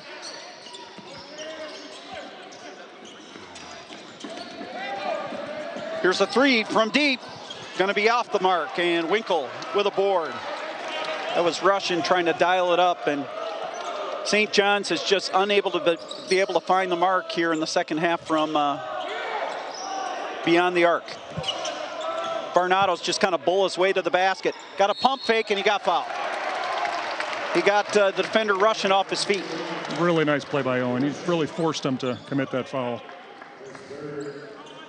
Owen's they're different, but he's got a little Mark Lodo-like in him, don't you think? He does. You know, it's got that emotion, likes to get to the basket sometimes. Now, Mark didn't have that outside shooting game, but high flyers around the rim. That's right, really athletic guys. Play with a lot of emotion. Free throw up and good by Varnado. His first cousin, Jalen Brown of the Boston Celtics, world champion Boston Celtics. Boy, did he have a run in the playoffs He did, yeah. Owen typically spends a week or so in the summer with Jalen. I know Owen got to go to game 1 of the finals last year. Yeah, well, and we had Jalen in Vennord Arena a couple of years ago when Celtics were playing the Pistons, and Jalen was on the IR for a bit. Both free throws were good. Now Winkle here called for the foul, so St. John's chance to score with no time running off the clock. So it's a good strategy when you're trying to claw from behind with time ticking down. Boy, this whole second half, Jeff, when Kelvin defense can keep them out of the lane, good things happen. Yep. When they get in the lane, they score just about every time. I agree. It's been a key. Longville makes that first. It's got one more coming. Starting to get the offense for defense, defense for offense substitutions for both sides. Second free throw is pure. And Longville out. Of course, probably also some foul situations to watch. Kyle Johnson just came on. 7-point Kelvin lead, 2:50 to go. Varnado to Winkle. Ekageza. Almost lost it to Varnado. Gonna play a little pick and roll with 10 on the shot clock. Up top to Winkle. He's going to do a little spin dribble and try to bowl his way to the basket. Fadeaway jumper, it's high, it's no good, and a rebound to St. John's. Shawob grabbed it, and here come the Johnnies. Ball reversing around, Healy's got a little lane, goes to the basket, and he got fouled by Harvey. Luke Healy, the senior from Hudson, Wisconsin, will go to the line to shoot a pair, and again, scoring points without any time going off the clock now. That's right. Someone's got to manage this last 2 minutes here. Healy, a very good free throw shooter, splashes it home, 62-56. Riemersma out, Wrestler in.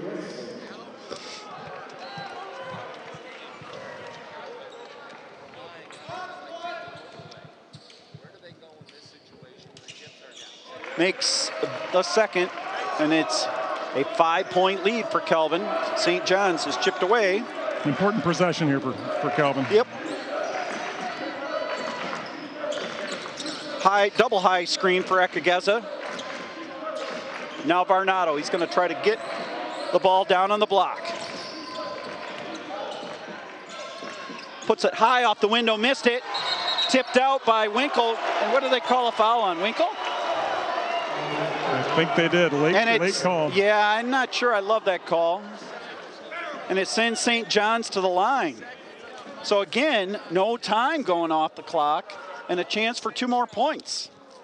Just like that, St. John's with a chance to make this a 1-possession game with a lot of time left. And you got Healy at the line. And again, as we said in the outset, to beat St. John's, you have to earn it. You have to earn it for sure. Healy again at the stripe. It's got 12 and missed it. 2-possession game at 62-58. To Winkle, and the Knights will take a timeout with 1:47 to go. I have the ball right in front of their bench. 30-second timeout. Each team in the double bonus. Have to think that Kelvin's going to try to get to the rim here. And this is a couple of Calvin's early season losses. This is the point where they just haven't finished games, and so this is key for Calvin. They got to show themselves that they can do this, so they can finish the game. Yep, there's got to be a mental belief, you know. You can finish this off and get it done. And of course, if you're St. John's, you'd love to steal it on the road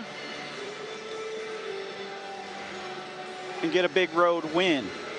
Speaking of road wins, Kelvin women's basketball with a 60-51 win over the University of Mount Union today. And a team that's been riddled with some injuries, but moving to 3-4 on the year. It's a big win for Coach Christner's crew. They got another player back from injury, Chloe Wiggers, point guard. So that's a nice bonus there. And really had a good game against Marietta. Just couldn't quite finish that one off last night. But they've got some size. Speaking of Coach Saul, 2 of his daughters on the team there. They're doing well, so see what they can do over the next few weeks. Uchenna Ekageza out of the timeout. 20 on the shot clock, 1:43 in the game clock. Winkle, top of the key. Hand off to Ekageza. Trying to get to the hole, nothing there. Varnado. He's going to go hard to the basket, got fouled, and his shot rolls off the rim. The Kelvin bench wanted that to fall. Great drive by Owen. 7 on the shot clock there, and just an explosion to the basket.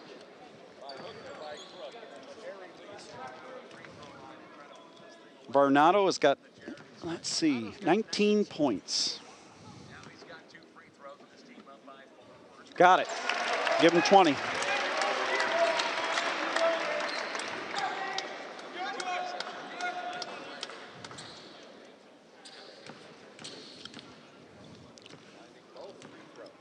He eyes it, flies it, and gets it. 64-58, 6-point Kelvin lead, 1:30 to go. In for St. John, Zach Longville.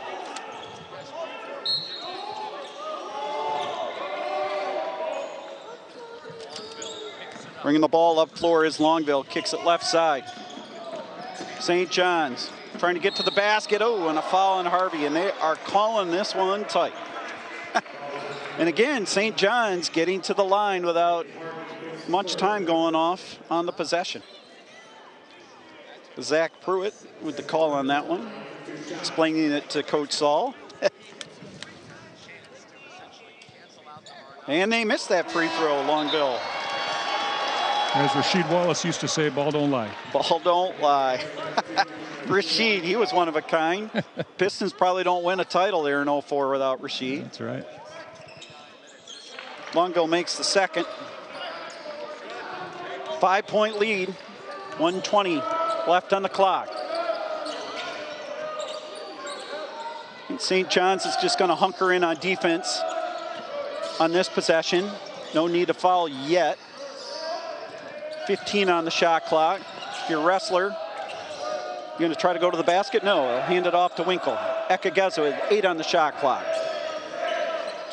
Little crossover dribble to the hole and got it knocked out of bounds. 3 on the shot clock. It's quite a play, John. Amazing crossover by Chin and then a great recovery by the defender. 55 on the game clock. Well, I'll tell you, Mike, this is where if you miss, you don't want to give up a fast break bucket right off the miss. Varnado for a 3, off the iron, and a rebound to St. John's. That's Kyle Johnson. 5-point game. St. John's wants a timeout. 47 ticks left. Knights did get back on defense. That'll be a 30-second timeout. Earlier today, Kelvin cross country in action. Kelvin women took 15th. An All-America finish for Sophie Bowl, took 28th individually. Kelvin men took 32nd as a team. So both teams competing at the NCAA championships. That was down in Terre Haute, Indiana. And another good season for Kelvin cross country. Yeah, and that concludes officially the Kelvin fall sports season. Which, it's been a great fall sports season, but when it's done at this point of the year, the SID does breathe a little bit of a sigh of relief. You love your teams going deep into the postseason, but when it's crossover with winter sports, it does stress you out a little bit. So a little bit going on. St. John's trying to get a bucket. They thought they had an open look. Varnado. Here's a 3, and it's going to be deep. St. John's going for the rebound, out of bounds. Kelvin ball. That was Blake Berg with a contested 3, and it was a bit deep. Healy back in. Now you got a foul. Yeah, St. John's going to do full court press now. Or you got to get a turnover. Yeah. They might try to get a steal here in the backcourt. Nope, they're fouling right away. Yeah, Ekageza with a good grab. He'll go to the line for the 2-shot situation with 36 seconds left. You know, for those in Minnesota, the Timberwolves had a great run last year. Came up a little short in the NBA playoffs, but they got a young, talented team. I'd say they'd be one to watch out of the West. Of course, the West is so tough. But really like that Timberwolves team, that's for sure. Ekageza, free throw, gonna be deep. Gotta get this one. Checking back in for St. John's, Longville. Healy just checked out. Ekageza with 13 on the game. They'll eye it, fly it, and gets it. Timeout by Kelvin, 65-59. Kelvin up 6 with 36 ticks left on the clock. Well, I'll tell you, one of the most frantic finishes that I can remember, one of my favorite Kelvin games, under the radar, is one that you played a key role in, Mike, that senior year against Ferris State. And you guys were down a bunch and came all the way back, and it was a weird situation with free throws where I think it was Ty Miller was shooting free throws for Ferris State, made the first, he's getting ready to shoot the second, and his teammate was instructed to change spots in the lane after the ball had been given to the shooter. So the player listened to the coach, went into the lane, ball was taken away from the shooter. Down 3, you guys pushed it up the floor, you're in the left-hand corner, splashed it home, and we went to overtime. Went to overtime and beat him in overtime. Matt Rotman, in one of his few games that he played that year, hit some big shots. Yep. Of course, he I think Matt passed me the ball for that last shot. I think too. that's right. Yeah. Yeah, and he made a couple other big ones in overtime. He struggled with mononucleosis that year and ended up redshirting, but that was a fun one. That was a fun one. We had some great games against Ferris back in those days. I skipped the second half of my political science and mass communications class to make it to the second half of the basketball game. It was worth it. 65-59, 30 ticks left. A long one there, a three on the way, and it's going to be off the mark.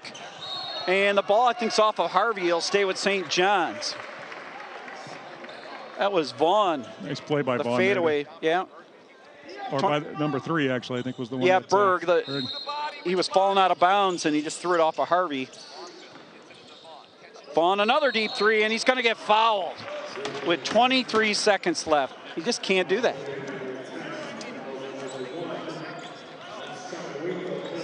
Coach Saul, apoplectic.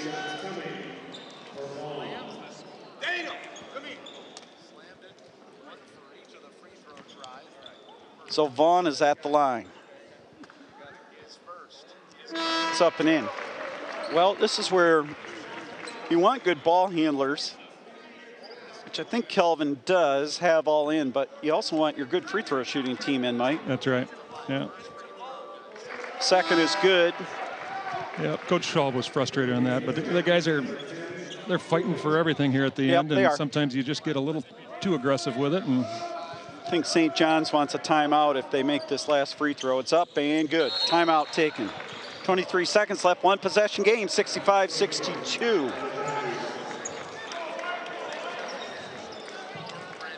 Coming out of this, you're going to have to really take care of the ball and then likely make some free throws. Yeah, you probably wouldn't mind having the ball in Varnado's hand. Winkle's a pretty good free throw shooter. Yep. Yeah, those would probably be your first choices. Wrestler's likely a good chance of having the ball. Yeah. And your chin is always in the middle of the action. Yep.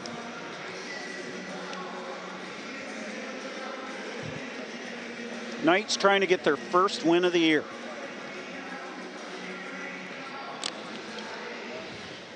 St. John's trying to steal it late. Here at Bernard Arena, Saturday night. Final game of 8 games here at the Great Lakes Invitational. And a lot of basketball here in Bernard Arena.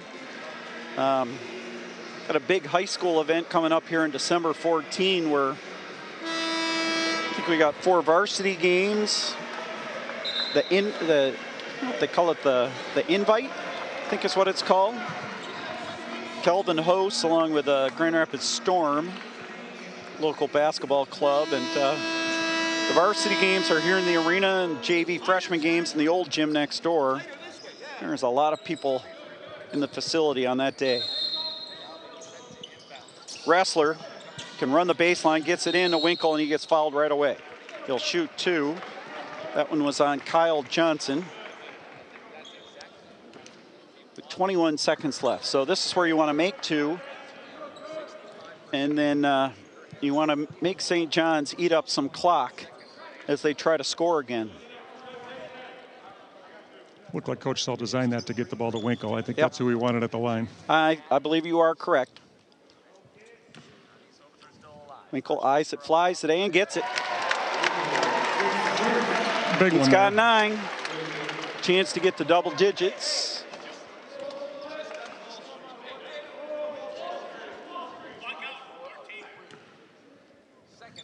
Second is up and good. 67-62. Those are big free throws. Quickly the other way. St. John's, Healy, and oh no! Luca Wrestler called for the foul, and Healy will shoot 3. And you could hear Coach Saul's reaction right to the right of me.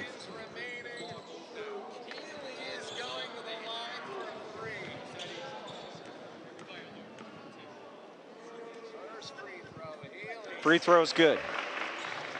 I think if you're Luca there, you just want to get your hands up in the air. I agree. It would have been a really off-balance shot. And you reach in, you're just going to get that foul called most of the time. Yep. Well, he missed the second. Well, this is where you got to get the rebound if he misses. Yep, that's what you hear Coach Saul saying. It's up, and he got it. So back to a one-possession game at 67-64. 2 timeouts left for each. No, one for St. John's, one for Calvin. Wrestler running the floor to Varnado. He has it and fouled with 15 seconds left.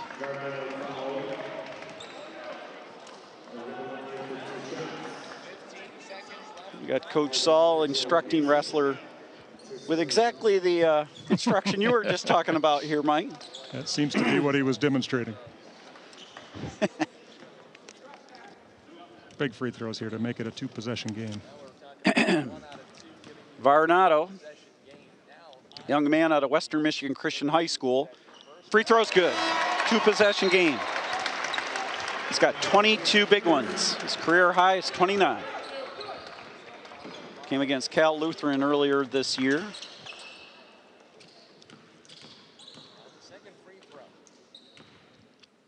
Owen, free throw is up and missed it. Here comes St. John's, though. The other way. A deep three from way out. It's going to be deep. Rebounded by Winkle, and he will be fouled by Healy with 6.9 left. Well, Longville put it up from about 25 feet. It was on line, but deep. Knights have 1 timeout left. And Winkle is at the line.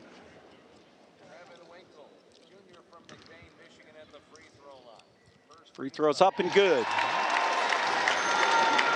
He's got 11.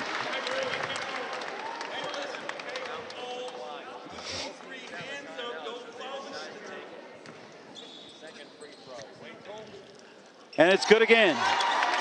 12 points for Winkle. Kelvin up 6. Looks like the Knights are going to win this one. Longville, oh, let's hold it on here. 3 is in there from about 28 with 2.5 to go. And now Varnado fouled. So the hay is not all in the barn yet. He was just over the half-court line. That was a Steph Curry 3. Caitlin Clark 3. Well, Varnado needs 1. He's going to shoot 2. The Knights need 1 to seal this baby.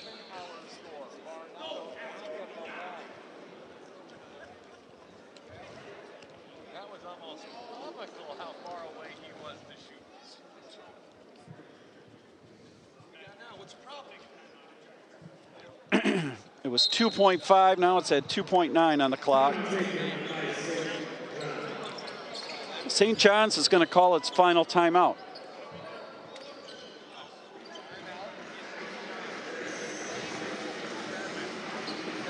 Well, they're going to make us work for it all the way to the end, Jeff. Well, yeah, and the one thing about that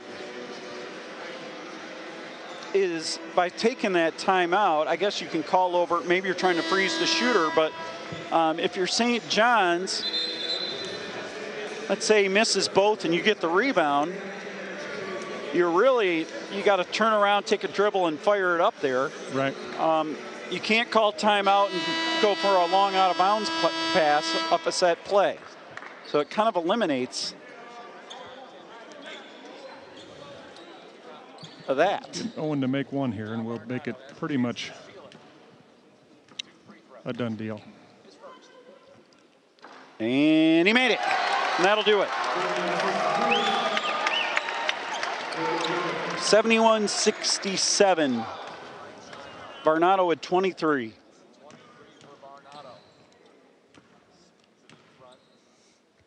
It's up there and missed it. St. John's with the board. Long 3, it's up, and it is no good. And the Knights with a lot of hugs. They get their first win of the year. A lot of smiles, a lot of relief. They defeat number 12 St. John's 71-67, and it was hard-earned. Well, Mike, it's been fun doing this this ball game with you. Thanks, Jeff. Thanks for stopping by and making life a lot easier for me, and hopefully we can do this again. We're going to have Coach Saul coming by here in a moment for the post-game interview, and we'll look forward to that. And again, once again, thanks, Mike, as we are going through a post-game handshake, and should have our post-game stats here shortly. Smiles all around on the Calvin side. And they are happy campers.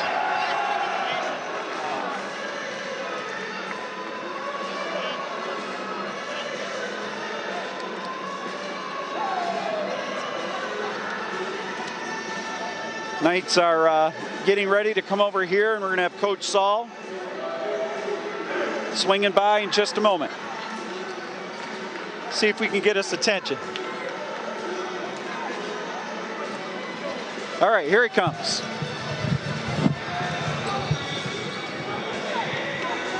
And we got a happy coach, Bill Saul, and I think we're still waiting for the final. Oh, I got the stats right here for you. So, Coach, just your thoughts on that one first and foremost. Yeah, I mean, really happy. I mean, we desperately needed a win. You know, and it wasn't beautiful at all times, but I thought it was pretty gritty. You know, it's a pretty good team to hold to 33%. I mean, we've been preaching that we got to get to be better defensively, and I think, you know, these last two games we've been a better defensive team, so that's really good to see. It's got to be our standard bearer. You know, Owen had a great game. I thought we had a lot of guys step up into some good stuff. So super excited, right? You know, this team, we're still learning. But like I told him before this game, right? I mean, we're a better team right now than we were in November, and that's what we got to ask for. And then, you know, can we continue that in December? And, you know, by the time we get to January, be a team that can be consistent and do great things. Yeah, no doubt about it. I mean, I thought it was great to be at home as well, and you probably played your two best games of the year this past weekend, right? Yeah, I think so. You know, we for sure the competition level here was through the roof, right? I mean, what an amazing you know, Ryan does a great job, but wow, I mean, back to back, just great games. So. A testament to what D3 basketball is all about. But yeah, really good teams, and I thought we played really good basketball. So that's a good sign for us in the future as we continue. What was it like to host this event? You know, we had a lot of great teams, great coaches, great players. Pretty cool to have it here at Vennord Arena. You know, it was, and I think that's the one thing. It's a testament, you know, number one, to how special this place is. I mean, every coach I talked to was really impressed with what they saw here. You know, our staff, including you and the sports information, you know, Jason Fozzie, Derek DeVries did a ton of work to make this thing really go where it had to go. And, you know, overall, you know, I think we put on a great event. I think we represented Calvin really well, and we represent D3 really well. So, you know, I'm proud of how this thing went. It went really smoothly, and yeah, it's also nice to leave here with a dub. It is. It is. Your team a little bit. You've got returning players, but they have to kind of fit into new roles as Jalen's not playing this year.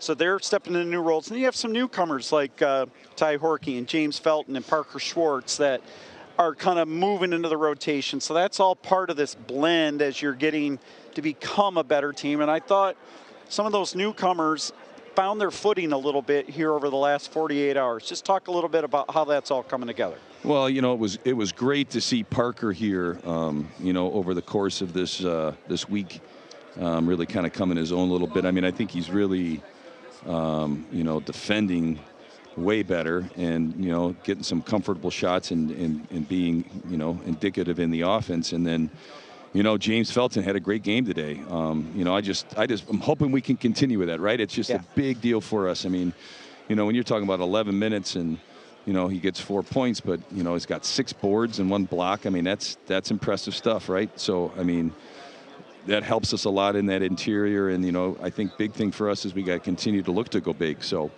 you know, I'm hoping we can continue to see that too. Absolutely. What do you do now over the next, like, 7 to 8 days? No games for the first time that I can remember in a long, long time. On Thanksgiving week, we get a nice little break. I would assume that you're going to practice a little bit. Oh, yeah. I mean, it's interesting, right? This is, I think, the first time in 33 years of coaching that we don't have a game on a Saturday or a Friday of Thanksgiving. So I'm kind of looking forward to it, too, to tell you the truth. You know, we're gonna take a couple of days off here. I think we're going to practice Monday, Tuesday, give them Wednesday, Thursday off. Me and Derek got to get the recruiting trail for a little while. And then, Friday, Saturday, come back. I mean, it's.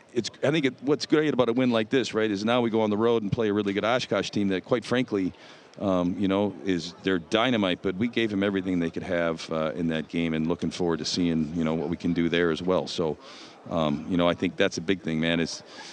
Winning is big, right? I mean, it's an important piece. You can talk about all the stuff of improvement and what we have to do and where we got to go, but you still got to win games. Yep.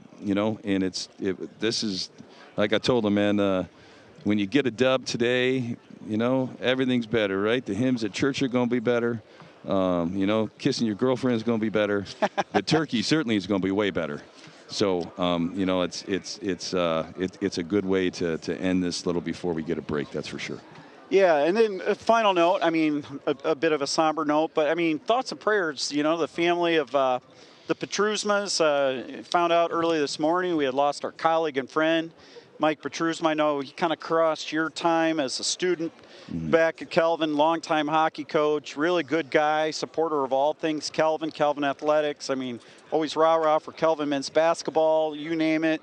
And unfortunately, we lost him late last night, and kind of a tough one to swallow, and be a tough one for the Petruzmas this Thanksgiving time, won't it? Absolutely. I mean, in the prayers with this family, I mean, we all know he's in a better place, but that doesn't give us much comfort here. It's heartbreaking, and for the people that don't know Mike was an incredible hockey coach here. Yep. I mean, in the family that he created on that team. There's a lot of guys that really looked up to him, and he was just an amazing Christian example of what it means to be a father, and he was a father to a lot of these kids. He was. And then you just talk about his involvement with Calvin Athletics. I mean, yeah, we crossed paths here at school, but he has been maroon and gold his whole life. Yep. And it's a big hole that I don't know if we're going to fill here at Calvin. But in the same time, man, just prayers for all the family members. We will certainly hold you up to that. But this is one of those things of death that's going to take a little bit to get over. We'll miss him. We'll miss him. We'll miss him big time. Yep, absolutely. Well, thanks for stopping by. Congrats on the win, and happy Thanksgiving to you and your family. All right. Hey, thank you. All righty. Yep. Well, that was Calvin head men's basketball coach Bill Saul after a 71-61 win over St. John's University of Minnesota. The Knights get into the win column. It feels awfully good. The rest of the non-conference road is not going to be easy for Calvin. They got road trips to Oshkosh, Wisconsin lacrosse, that type of thing. So I think the next home game is December 13 on a Friday night. I think that's against Grace Christian, but I am saying that off the top of my head. So, yeah, that's kind of what I can tell you right now. But we're happy to conclude this tournament. It's been a great tournament. Thanks to Ryan Whitnable and all the D3 folks that joined us here for this this event. And special thanks to Justin Kendall and all the Calvin Video Production folks for all of their work over this weekend. It was a yeoman's task for this entire staff to put on all 8 games in the fashion that they did. So huge shout outs to all of them. We thank them for their service. Hey folks, have a great Thanksgiving coming up. Be safe. Love your loved ones. You never know what tomorrow may bring. So be grateful for each and every day, and love everyone, and go from there. Final score here from Vennord Arena, Calvin 71, St. John 67.